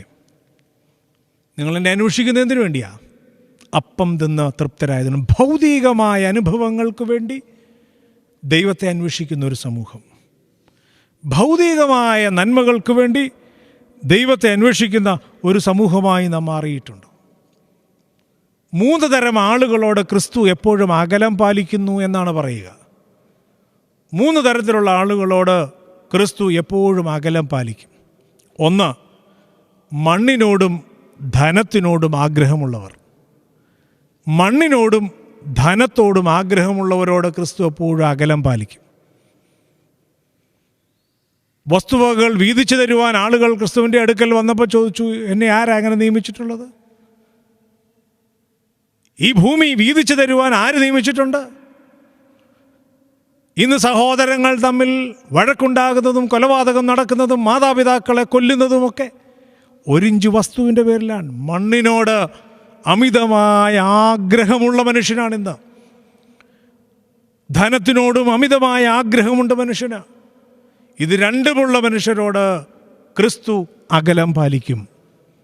നിങ്ങളോട് ക്രിസ്തുവിന് ഒരു ചേർച്ചയുമില്ല. ഞാനും നിങ്ങളും മണ്ണിനോടും ധനത്തോടും അമിതമായ ആഗ്രഹം കാണിക്കുന്നെങ്കിൽ വസ്തുവകകൾ കൂട്ടിവെക്കാനും പിടിച്ചുപറിക്കാനും സഹോദരങ്ങളോട് മല്ലിടാനും, കായേനെയും ഹാബേലെയും പോലെ ഹാബേലിനെ കൊന്ന സ്ഥാനമാനം നേടാനുമുള്ള കായീൻ്റെ ബുദ്ധി പോലെ ഇന്ന് പലപ്പോഴും നമ്മുടെ ഇടയിൽ നടക്കുന്നതും അതുതന്നെയല്ലേ? ജീവിതത്തിൻ്റെ ചില അനുഭവങ്ങളിൽ സാഹോദര്യ ബന്ധങ്ങളും മാതാപിതാക്കളും മക്കളും തമ്മിലുള്ള ബന്ധങ്ങളുമൊക്കെ നഷ്ടപ്പെട്ടു പോകുന്നത്, കൊലപാതകത്തിൽ പോലും ചെന്നെത്തുന്നത് ഇത്തരത്തിലുള്ള ചില ധനത്തോടും മണ്ണിനോടുമുള്ള ആഗ്രഹം കൊണ്ടല്ലേ? അവിടെ മറന്നു പോകുന്നത് ചില ദൈവിക നീതിയും മാനുഷിക ബന്ധങ്ങളും ദൈവം ഒരുക്കിത്തന്ന ജീവിതത്തിൻ്റെ അനുഭവങ്ങളുമാണ്. 2, സ്ഥാനമാനം തിരയുന്നവരോട് അവൻ അകലം പാലിക്കും. സബദിപുത്രന്മാർ മാതാവിനെയും കൂട്ടി വന്നിട്ട് പറഞ്ഞു, ഒരുത്തനെ നിൻ്റെ ഇടത്തും ഒരുത്തനെ നിൻ്റെ വലത്തും ഇരുത്തണം. പറഞ്ഞു, അതൊന്നും എൻ്റെ കാര്യമല്ല. സ്ഥാനമാനങ്ങളെ ആഗ്രഹിക്കുന്നവരോട് ക്രിസ്തു എപ്പോഴും വേറിട്ട് നിൽക്കും. മാത്സല്യ സ്വഭാവം ഇന്നെല്ലായിടത്തുമുണ്ട്. സ്ഥാനമാനങ്ങൾക്ക് വേണ്ടി അത് രാഷ്ട്രീയത്തിലായാലും സാമൂഹികമായ അനുഭവങ്ങളിലായാലും സഭകളിലായാലും ക്രൈസ്തവ പ്രസ്ഥാനങ്ങളിലായാലും സ്ഥാനമാനങ്ങൾക്ക് വേണ്ടി ഇന്ന് സാമൂഹ്യ മാധ്യമങ്ങൾ ഉപയോഗിച്ചും അല്ലെങ്കിൽ എല്ലാ അനുഭവങ്ങളും ഉപയോഗിച്ചും ഇന്ന് മറ്റുള്ളവനെ ചെറുതാക്കി നഷ്ടപ്പെടുത്തി അവൻ്റെ ജീവിതങ്ങളെപ്പോലും നശിപ്പിച്ച് സ്ഥാനത്തേക്ക് കയറി വരുവാൻ ആഗ്രഹിക്കുന്ന ഒരുപാട് ആളുകളുണ്ട്. അവരോട് ക്രിസ്തു അകലം പാലിക്കും. ക്രിസ്തു അവരോട് അകലം പാലിക്കും.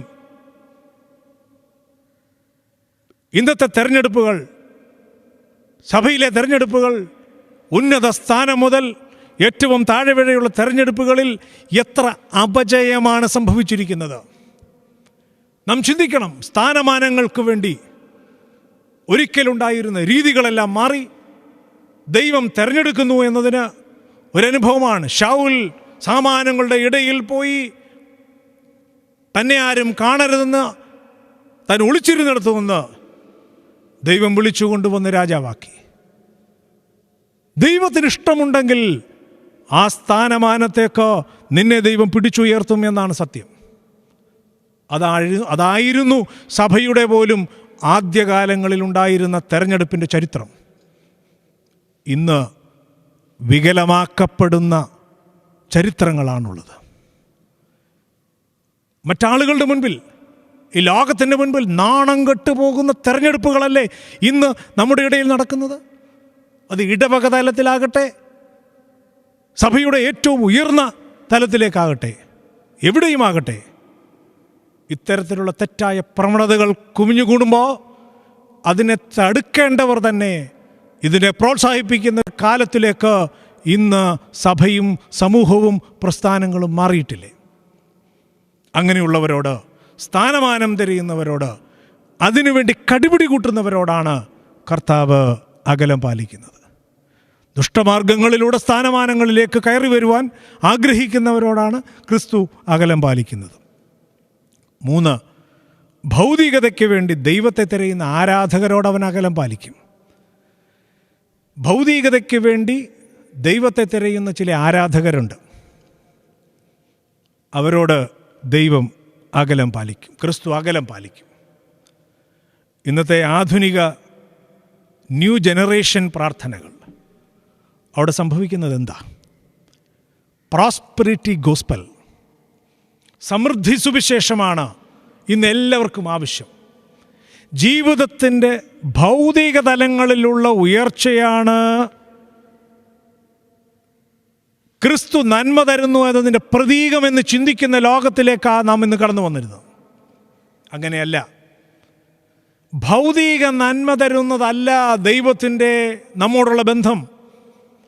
ഭൗതികതയിൽ ഉയർന്നു വരുന്നതായിരുന്നില്ല, അല്ലെങ്കിൽ അല്ല എന്നുള്ളതാണ്. സാധു കൊച്ചുകുഞ്ഞുപദേശി തൻ്റെ ജീവിതത്തിൻ്റെ അനുഭവങ്ങളിലൂടെ കടന്നു പോകുമ്പോൾ കാണുന്നുണ്ട്, ഇന്നും സാധു കൊച്ചുകുഞ്ഞുപദേശിയെ ഓർക്കുന്നത്. ഇതുപോലെയുള്ള അനേക പാവപ്പെട്ടവർ, ക്രിസ്തുവിന് വേണ്ടി ജീവിച്ചവർ, അവരെ ഇന്നും ഓർക്കുന്നത് അങ്ങനെയാണ്. ആ പേരിലാണ്. അവർ ധനം സമ്പാദിച്ചതിലല്ല, മണ്ണ് സമ്പാദിച്ചതിലല്ല, സ്ഥാനമാനങ്ങൾ നേടിയെടുത്തതിലല്ല, ഭൗതികതയ്ക്ക് വേണ്ടി ക്രിസ്തുവിനെ വിറ്റവരിലല്ല. ഇന്ന് ഭൗതിക നന്മയ്ക്ക് വേണ്ടി ക്രിസ്തുവിനെ വിൽപ്പന ചരക്കാക്കി മാറ്റുന്ന ആധുനിക പ്രോസ്പെരിറ്റി ഗോസ്പൽ, ഈ സമൃദ്ധിയുടെ സുവിശേഷത്തിന് വേണ്ടി ഇന്ന് ആളുകൾ ഓടി നടക്കുകയാണ്. പ്രിയമുള്ളവരെ, ഓർത്തിരിക്കണം, ഈ ഭൗതിക നന്മയ്ക്ക് വേണ്ടി ഓടി നടന്നാൽ ക്രിസ്തു നിങ്ങളോട് അകലം പാലിക്കും, മാറി നിൽക്കും. അതുകൊണ്ട് ഇത്തരത്തിലുള്ള അനുഭവങ്ങളിലേക്കല്ല നാം കടന്നു വരേണ്ടത്. മറിച്ച് ദൈവം തരുന്നൊരു ജീവിത അനുഭവമുണ്ട്. അത് പഴയ കാലവും പുതിയ കാലവും തമ്മിലൊന്ന് താരതമ്യം ചെയ്താൽ നമുക്കറിയാം. ഓലമേഞ്ഞ വീടുകളിലും ചാണകം മെഴുകിയ തറയിലും 7-8 മക്കളെ ഒരുമിച്ച് ഇരുത്തി ദൈവത്തിൻ്റെ ദാനത്തെ സമൃദ്ധമാണെന്ന് പഠിപ്പിച്ച മാതാപിതാക്കളുടെ ലോകത്തിലാണ് ക്രൈസ്തവ ജനത ജീവിച്ചതും വളർന്നു വന്നതും. അന്ന് നല്ലതുപോലെ ഓലമേഞ്ഞ ഒരു വീടും ചാണകം മെഴുകിയ തറയും അല്പം ആഹാരം പങ്കുവെച്ച് ജീവിക്കുവാനുള്ള അനുഭവം ഉണ്ടായിരുന്നുവെങ്കിൽ അത് സമൃദ്ധിയായിരുന്നു. അതിനപ്പുറത്തേക്കൊന്നും അവർ ആഗ്രഹിച്ചില്ല. അതിനപ്പുറത്തൊരു ദൈവത്തെ അവർ കണ്ടില്ല. തങ്ങളുടെ ജീവിതത്തിൻ്റെ കാവലായി നിൽക്കുന്ന, നരയ്ക്കുവോളം നിന്നെ ചുമക്കാമെന്ന് വാഗ്ദത്തം ചെയ്ത ഒരു ദൈവത്തോട് കൂടെ അവർ നടന്നു, അവർ ഇരുന്നു, അവർ കിടന്നു, അവർ ഉറങ്ങി, വീണ്ടും ഉണർന്നു, ദൈവത്തോടൊപ്പമായിരുന്നു. സമാഗമന കൂടാരം എങ്ങനെയായിരുന്നുവോ ഇസ്രായേൽ ജനതയ്ക്ക് ആദ്യം, അതുപോലെയുള്ള അനുഭവം. സമാഗമന കൂടാരം അവരോടൊപ്പമായിരുന്നു. അവരുടെ ജീവിതത്തിൻ്റെ എല്ലാ അനുഭവങ്ങളിലും സമാഗമന കൂടാരം ഒരു സാക്ഷ്യമായിരുന്നു. അവരതിന് ചുറ്റുമായി ഉണ്ടു, ഉറങ്ങി, നൃത്തം വെച്ചു. അവർ എല്ലാ അനുഭവങ്ങളും അതിനോട് കൂടിയായിരുന്നു. എന്നാൽ ഇന്നോ അവർ ആ സമാഗമന കൂടാരം ഒരിടത്ത് കൊണ്ട് പ്രതിഷ്ഠിച്ചിട്ട് താമസം മാറി മറ്റൊരിടത്ത് പോയിട്ട് പറഞ്ഞു, ഇടയ്ക്കിടയ്ക്ക് ഞങ്ങൾ അങ്ങോട്ട് വന്നോളാം. അങ്ങനെ ദേവാലയം നമുക്ക് അന്യമായി മാറി. ഞാനും നിങ്ങളുമാകുന്ന ദേവാലയങ്ങളിൽ സമാഗമന കൂടാരത്തിൻ്റെ സാന്നിധ്യം അനുഭവിക്കുമ്പോൾ ദൈവം നമ്മോട് കൂടെ ഉണ്ട് എന്ന ബോധ്യം എപ്പോഴും നമുക്കുണ്ടാകും. അപ്പോൾ സമൃദ്ധി അന്വേഷിച്ച് നാം ഓടുകയില്ല, സമൃദ്ധിക്ക് വേണ്ടി മറ്റൊരിടത്തേക്ക് ഓടുകയില്ല. ഞാൻ ആയിരിക്കുന്ന ഇടത്ത് ഒരുപാട് നന്മകളുണ്ടെന്ന് പറയുന്നത് പോലെ മീൻ പിടിക്കാൻ പോയ ശിഷ്യന്മാരോട് കർത്താവ് പറഞ്ഞു, നീ നിൽക്കുന്നിടത്ത് ഒരുപാടുണ്ട്, പിന്നെന്തിനാ നീ ഓടി നടക്കുന്നത്? നീ പലയിടങ്ങളിലും വല വീശി, നിനക്കൊന്നും കിട്ടിയില്ല. പക്ഷേ നീ നിൽക്കുന്ന ഇടം, അതിന് താഴേക്ക് വലതുവശത്തേക്ക് വലയിറക്കുക. സമൃദ്ധമായ മീൻകൂട്ടമുണ്ട്. പക്ഷേ ആ സമൃദ്ധമായ മീൻകൂട്ടത്തിൻ്റെ മുകളിലാണ് ഞാനും നിങ്ങളും നിൽക്കുന്നത്. പക്ഷേ ഇടേണ്ടടുത്ത് വലയിടാൻ നമുക്കറിയാൻ പാടില്ല. അതുകൊണ്ടാണ് നമുക്ക് ആത്മീകമായ സമൃദ്ധിയില്ലാതെ പോകുന്നത്. പ്രിയമുള്ളവരെ, ഈ 3 തരം ആളുകളോട് കർത്താവ് എപ്പോഴും അകലം പാലിക്കും. ഒന്ന്, മണ്ണിനോടും ധനത്തോടും ആഗ്രഹം കൊണ്ട് ഓടി നടക്കുന്നവർ. 2, സ്ഥാനമാനങ്ങൾ തിരഞ്ഞ് ഓടി നടക്കുന്നവർ. 3, സമൃദ്ധിക്ക് വേണ്ടി ദൈവത്തെ അന്വേഷിച്ച് ഓടി നടക്കുന്ന ആരാധകരായിട്ടുള്ള ആളുകൾ. ഈ 3 ആളുകളോടും കർത്താവ് എപ്പോഴും അകലം പാലിക്കും. ഇവിടെയാണ് നമുക്ക് ചില പ്രശ്നങ്ങളുണ്ടാകുന്നത്. ചില ആളുകളൊക്കെ ഈ സമൃദ്ധിക്ക് വേണ്ടി ഓടി നടക്കുന്നതിനിടയിൽ ചില രോഗസൗഖ്യത്തിന് വേണ്ടി ഓടി നടക്കാറുണ്ട്. ചില രോഗസൗഖ്യങ്ങൾക്ക് വേണ്ടിയുള്ള പ്രാർത്ഥനകളുണ്ട്. രോഗസൗഖ്യങ്ങൾക്ക് വേണ്ടി പ്രാർത്ഥിക്കുന്നതിൽ തെറ്റില്ല. രോഗമുണ്ടാകുന്നവർക്ക് വേണ്ടി പ്രാർത്ഥിക്കാം, വ്യാധിക്ക് വേണ്ടി പ്രാർത്ഥിക്കാം, ഇതെല്ലാം മാറിക്കിട്ടാൻ വേണ്ടി ദൈവത്തോട് പ്രാർത്ഥിക്കാം. പഴയകാലം മുതൽ പിതാക്കന്മാർ നമ്മെ പഠിപ്പിച്ചിട്ടുണ്ട് വ്യാധിക്ക് വേണ്ടിയും ഇതിനു വേണ്ടിയുള്ള പ്രാർത്ഥനകളൊക്കെ ഉണ്ട്. സമൂഹമായി നാം ഒറ്റയ്ക്കോ സമൂഹമായോ ഇതിനു വേണ്ടിയെല്ലാം നാം പ്രാർത്ഥിക്കാൻ കടപ്പെട്ടവരുമാണ്. ആ പ്രാർത്ഥനകളൊന്നും തെറ്റല്ല. പക്ഷേ രോഗസൗഖ്യത്തിന് വേണ്ടി ഓടി നടന്ന് ദൈവത്തെ പരീക്ഷിക്കുന്ന ചില ആളുകളുണ്ട്. രോഗസൗഖ്യം തന്നില്ലെങ്കിൽ ദൈവം നമുക്ക് ഏതുമല്ല എന്ന് ചിന്തിക്കുന്ന ചില ആളുകളുണ്ട്. അവിടെയാണ് പൗലോസ് വ്യത്യസ്തനാകുന്നത്. പൗലോസിൻ്റെ ഒരു പ്രസ്താവന വളരെ പ്രസിദ്ധമാണല്ലോ. എൻ്റെ ജഡത്തിലൊരു ശൂലം തന്നിരിക്കുന്നു, എൻ്റെ ജഡത്തിലൊരു ശൂലം തന്നിരിക്കുന്നു. അതെന്തിനു വേണ്ടിയാണെന്ന് പൗലോസ് പറയുമ്പോൾ ഞാൻ ദൈവത്തോട് കൂടുതൽ ചേരുവാൻ ആഗ്രഹിക്കും. ഞാൻ ദൈവത്തിൽ നിന്ന് ഒരിക്കലും അകന്നു പോകില്ല. എൻ്റെ രോഗം എൻ്റെ ദൈവത്തിൽ നിന്ന് തന്നെ അകറ്റാൻ പലപ്പോഴും ശ്രമിക്കുമ്പോൾ പൗലോസ് പറയുന്ന ഈ പ്രസ്താവന കേൾക്കുമ്പോൾ നമുക്ക് ദൈവത്തോട് കൂടുതൽ ചേരുവാനാണ് ആഗ്രഹിക്കുന്നത്. എന്താണ് പൗലോസ് പറയുക? വെളിപാടുകളുടെ ആധിക്യത്താൽ നിഗളിച്ചു പോകാതിരിക്കേണ്ടതിന് ജഡത്തിലൊരു ശൂലം. എൻ്റെ ജീവിതത്തിൽ വരുന്ന ഏത് രോഗവും പ്രതിബന്ധങ്ങളും പ്രതിസന്ധികളും ജീവിതത്തിൻ്റെ അനുഭവങ്ങളുമാകട്ടെ, വേദന തരുന്നതാകട്ടെ, നിരാശ തരുന്നതാകട്ടെ, സങ്കടപ്പെടുത്തുന്നതാകട്ടെ, ഓർത്തിരിക്കുക, വെളിപാടുകളുടെ ആധിക്യത്താൽ, പലതിൻ്റെയും ആധിക്യത്താൽ നാം നിഗളിച്ചു പോകാതിരിക്കേണ്ടതിനാണ് എൻ്റെ ജഡത്തിലൊരു ശൂലം തന്നിരിക്കുന്നത്. പക്ഷെ അതിനോട് ചേർന്ന് കർത്താവിൻ്റെ മറുപടിയുണ്ട്. നിൻ്റെ ജഡത്തിലെ ശൂലം അവിടെ ഇരിക്കട്ടെ, എൻ്റെ അളവറ്റ കൃപ നിന്നോട് കൂടെയുണ്ട്. ഇതിൽ പരം എന്താ നമുക്ക് വേണ്ടത്? ജഡത്തിൽ ശൂലമിരുന്നാലും ജീവൻ തന്നെ നഷ്ടപ്പെട്ടു പോകുമ്പോഴും ദൈവം തരുന്ന ഏറ്റവും വലിയൊരു വാഗ്ദത്തം എന്താണ്? എൻ്റെ അളവറ്റ കൃപ നിന്നോട് കൂടെയുണ്ട്, എൻ്റെ വലിയ കൃപ നിന്നോട് ചേരുന്നു. അതിൽ പരമൊരു നന്മ, അതിൽ പരമൊരു ശക്തി, അതിൽ പരമൊരു ജീവിതാനുഭവം ഇനി നമുക്ക് കിട്ടാനുണ്ടോ? പക്ഷേ നമ്മൾ പലപ്പോഴും നിരാശയിൽ വീണ്ടുപോകും. നിരാശയിൽ വീണുപോവുകയാണ് നമ്മൾ.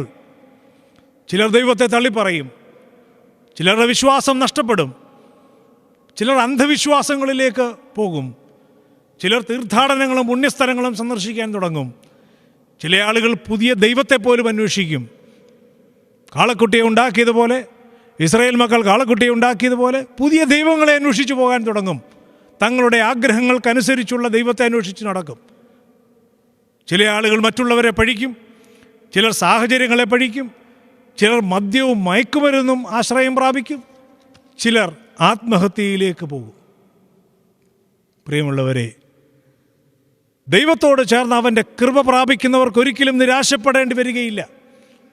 അഥവാ നിരാശപ്പെട്ടാലും ആ നിരാശയിൽ നിന്ന് പിടിച്ചുയർത്തുന്ന ഒരു ദൈവത്തിൻ്റെ ശബ്ദം, ഞാൻ നരയ്ക്കുവോളം നിന്നെ ചുമക്കാമെന്ന വാഗ്ദത്തം, ആ വാഗ്ദത്തമാണ് നമ്മെ കൂടുതൽ ബലപ്പെടുത്തുന്നത്.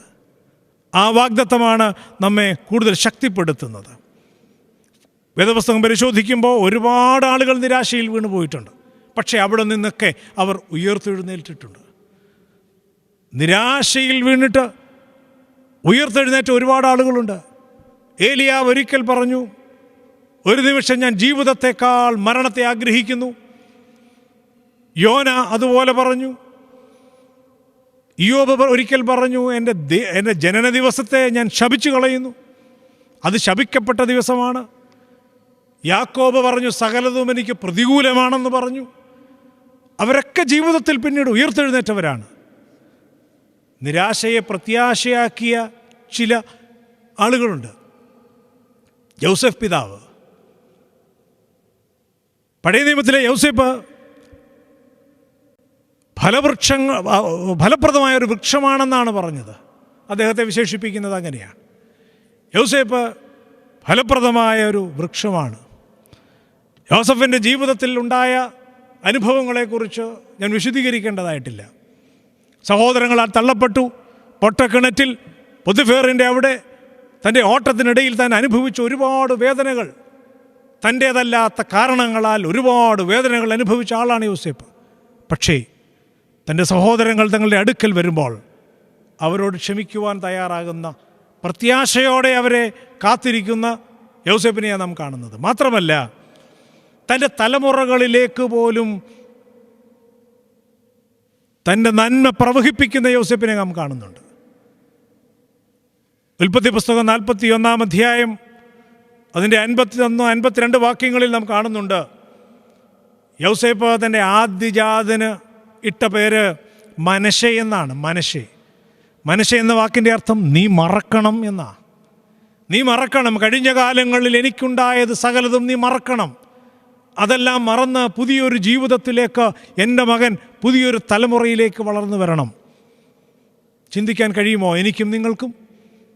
സഹോദരങ്ങളോട്, ഈ സമൂഹത്തോട്, എനിക്കെതിരെ വന്ന സകലതിനോടും ഒന്ന് എതിർക്കാൻ കഴിയുമോ എന്ന് ചിന്തിക്കുന്ന ലോകത്ത് എതിരിടാനും തലമുറകളിലേക്ക് ഈ വൈരാഗ്യം പ്രവഹിപ്പിക്കുവാനും ഞാൻ നിങ്ങളും ആഗ്രഹിക്കുമ്പോൾ, ഇവിടെ യൗസേപ്പ് തൻ്റെ മകനോട് പേരിട്ട് പറയുക, നീ മറക്കണം സകലതും. രണ്ടാമത്തെ മകനിട്ട പേരെന്താണെന്നറിയാമോ? എഫ്രയീം.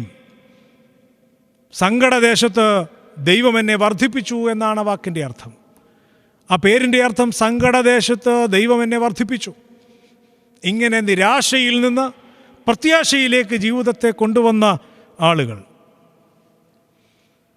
തൻ്റെ അടുക്കൽ, തൻ്റെ പിതാവിൻ്റെ മരണശേഷം തൻ്റെ അടുക്കലേക്ക് വന്ന സഹോദരങ്ങളോട് യോസേപ്പ് പറയുന്നൊരു വാക്യമുണ്ട്. 20-ാം അധ്യായം, ഉൽപ്പത്തി പുസ്തകം 20-ാം അധ്യായത്തിൻ്റെ 50-ാം അധ്യായത്തിൻ്റെ 20-ാം വാക്യത്തിൽ, 50-ാം അധ്യായത്തിൻ്റെ 20-ാം വാക്യത്തിൽ ഇങ്ങനെ പറയുന്നു: നിങ്ങൾ എൻ്റെ നേരെ ദോഷം ചിന്തിച്ചു, ദൈവമോ ഇന്നുള്ളതുപോലെ ബഹുജനത്തിന് ജീവരക്ഷ വരുത്തേണ്ടതിന് അതിനെ ഗുണകരമാക്കി തീർത്തു. എനിക്ക് ദോഷം ഭവിച്ചത് നന്മയ്ക്ക് വേണ്ടിയാണെന്ന് ചിന്തിക്കുവാൻ കഴിയുമോ? എനിക്ക് വന്ന ദോഷം നന്മയ്ക്ക് വേണ്ടിയായിരുന്നു എന്ന് ചിന്തിക്കാൻ എനിക്കും നിങ്ങൾക്കും കഴിയുമോ? അങ്ങനെ ചിന്തിക്കുന്നെങ്കിൽ അവൻ്റെ കൃപ നമ്മോടുകൂടെയുണ്ട്. എൻ്റെ കൃപ നിനക്ക് മതി, അതിൽ നീ തഴച്ചു വളരും, അതിൽ നിൻ്റെ ജീവിതത്തിന് നന്മയുണ്ടാകും, അതിൽ നിൻ്റെ ജീവിതത്തിന് അനുഭവമുണ്ടാകും. ഹബക്കൂക്ക് പ്രവാചകൻ്റെ 3-ാം അധ്യായം 17-18 വാക്യങ്ങൾ ഇങ്ങനെയാണ് പ്രവാചകൻ പറയുക: അത്തിവൃക്ഷം തളിർക്കയില്ല, മുന്തിരിവള്ളിയിൽ അനുഭവം ഉണ്ടാവുകയില്ല, ഒരു മരത്തിൻ്റെ പ്രയത്നം നിഷ്ഫലമായി പോകും, നിലങ്ങൾ ആഹാരം വിളയിക്കുകയില്ല, ആട്ടിൻകൂട്ടം തൊഴുത്തിൽ നിന്ന് നശിച്ചു പോകും, ഗോശാലകളിൽ കന്നുകാലി ഉണ്ടായിരിക്കുകയില്ല, എങ്കിലും ഞാൻ യഹോവയിൽ ആനന്ദിക്കും. ഭൗതികമായ സകലതും നഷ്ടപ്പെട്ടു പോകും. ഭൗതികതയിൽ എനിക്കൊരു പ്രത്യാശയുമില്ല. അവിടെ എനിക്ക് നിരാശയായിരിക്കും ഫലം. ഈ ലോകം തരുന്ന നിരാശയിൽ നിന്ന് ഞാൻ പ്രത്യാശയിലേക്ക് ഉയരുന്നതിന് കാരണം എങ്കിലും ഞാൻ യഹോവയിൽ ആനന്ദിക്കും എന്നുള്ളതാണ്. ഇത് നാം ഓർത്തിരിക്കണം. നിരാശപ്പെട്ടു പോകാതെ പ്രത്യാശയുടെ ജീവിത അനുഭവങ്ങളിലേക്ക് നമ്മെ തന്നെ ഒന്ന് ഉയർത്താൻ നമുക്ക് കഴിയണം. നിരാശയിൽ നിന്ന് പ്രത്യാശയിലേക്ക് നരയ്ക്കുവോളം ചുമക്കാമെന്ന് വാഗ്ദത്തം ചെയ്ത ദൈവത്തോട് ചേർന്ന് ഇത്തരം പ്രാർത്ഥനകൾ എനിക്കും നിങ്ങൾക്കും ദൈവമായി ഭാരമായിരിക്കുന്നു. ജീവിതത്തിൽ വരുന്ന ഭാരമായി ഈ പ്രാർത്ഥനകൾ മാറുമ്പോൾ, പ്രിയമുള്ളവരെ, ചിന്തിക്കുക, ഇനിയും ജീവിതത്തിൽ ഈ ഭാരങ്ങളെ ചുമക്കണോ? ദൈവനീതിക്ക് നിരക്കാത്ത പ്രാർത്ഥനകൾ എനിക്ക് ഭാരമായി മാറുമ്പോൾ,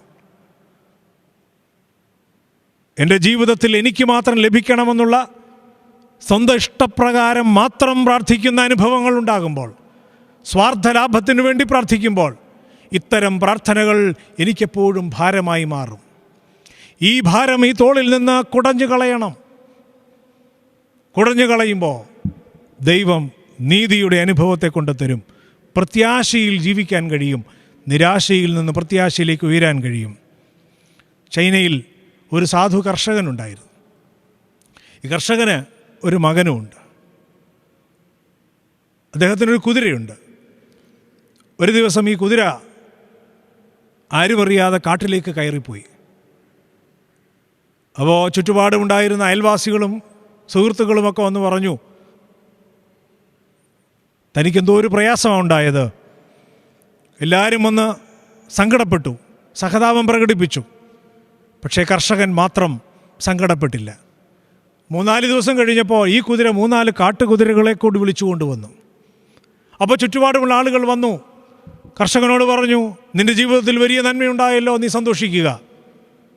കർഷകൻ അവിടെയും അമിതമായി സന്തോഷിച്ചില്ല.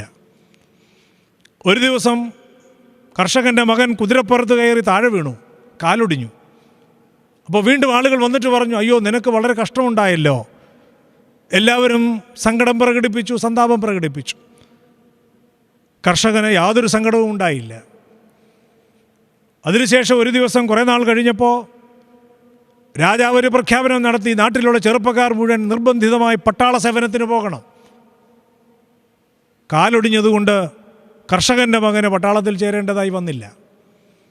അപ്പോൾ ആളുകൾ പറഞ്ഞു, നിനക്ക് സന്തോഷിക്കാൻ ഒരുപാട് വകയുണ്ട്. ജീവിതത്തിൽ സങ്കടങ്ങൾ വരും, നന്മകൾ വരും. സങ്കടങ്ങൾ വരുമ്പോൾ അമിതമായി നിരാശപ്പെടുകയോ സന്തോഷം വരുമ്പോൾ അമിതമായി സന്തോഷിക്കുകയോ ചെയ്യുന്നതല്ല ക്രൈസ്തവ ജീവിതം. മറിച്ച് ജഡത്തിൽ തന്നിരിക്കുന്ന ശൂലം അവിടെ ഇരിക്കുമ്പോഴും ദൈവത്തിൻ്റെ കൃപയിൽ ജീവിക്കുവാനുള്ള നന്മയാണ് യഥാർത്ഥ ക്രൈസ്തവ ജീവിതം.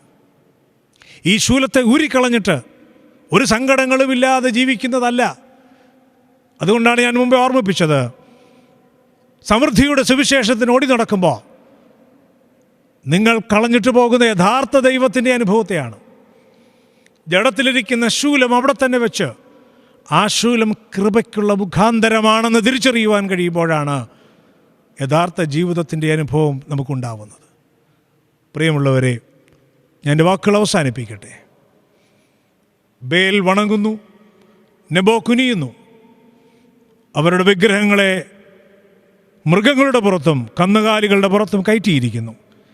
നിങ്ങളെടുത്തുകൊണ്ട് നടന്നവർ ചുമടും തളർന്ന മൃഗങ്ങൾക്ക് ഭാരവുമായി തീർന്നിരിക്കുന്നു. അവ കുനിയുന്നു, ഒരുപോലെ വണങ്ങുന്നു. ഭാരമൊഴിപ്പാൻ കഴിയാതെ അവ തന്നെ പ്രവാസത്തിലേക്ക് പോയിരിക്കുന്നു. ഗർഭം മുതൽ വഹിക്കപ്പെട്ടവരും ഉദരം മുതൽ ചുമക്കപ്പെട്ടവരുമായി യാക്കോബ് ഗ്രഹവും ഇസ്രായേൽ ഗ്രഹത്തിൽ ശേഷിച്ചിരിക്കുന്ന എല്ലാവരുമായുള്ളവരെ എൻ്റെ വാക്ക് കേൾപ്പീൻ. നിങ്ങളുടെ വാർദ്ധക്യം വരെ ഞാൻ അനന്യൻ തന്നെ. നിങ്ങൾ നരയ്ക്കുവോളം ഞാൻ നിങ്ങളെ ചുമക്കും. ഞാൻ ചെയ്തിരിക്കുന്നു, ഞാൻ വഹിക്കുകയും ഞാൻ ചുമന്ന് വിടുവിക്കുകയും ചെയ്യും. ധനമാകട്ടെ, ദൈവത്തിന് നിരക്കാത്ത പ്രാർത്ഥനകളാകട്ടെ, സ്വാർത്ഥതയ്ക്ക് വേണ്ടിയുള്ള പ്രാർത്ഥനകളാകട്ടെ, ദൈവത്തെ അന്വേഷിച്ചുള്ള ഓടി നടപ്പാകട്ടെ, മണ്ണിനും ധനത്തിനും വേണ്ടി ദൈവത്തെ അന്വേഷിക്കുന്നവരാകട്ടെ, സ്വാർത്ഥതയ്ക്ക് വേണ്ടിയും ഭൗതിക നന്മയ്ക്ക് വേണ്ടിയും ദൈവത്തെ അന്വേഷിക്കുന്നവരാകട്ടെ, സ്ഥാനമാനങ്ങൾക്ക് വേണ്ടി ദൈവത്തെ അന്വേഷിച്ച് ഓടി നടക്കുന്നവരാകട്ടെ, ക്രിസ്തു അകലം പാലിക്കുന്ന ഇടങ്ങളിൽ നിന്നല്ല നാം ദൈവത്തെ അറിയേണ്ടത്. അവനോടടുത്ത് ചെല്ലുമ്പോൾ അവൻ നിങ്ങളോട് അടുത്ത് വരുമെന്നുള്ള ദൈവവാഗ്ദത്തം ചേർന്ന് ജീവിക്കുവാൻ കഴിയണം. ഈ ഭാരങ്ങളെ തോളിൽ ചുമക്കുവാനുള്ളതല്ല. നമ്മെ ചുമക്കുന്നൊരു ദൈവമുണ്ട്, നമ്മെ വഹിക്കുന്നൊരു ദൈവമുണ്ട്.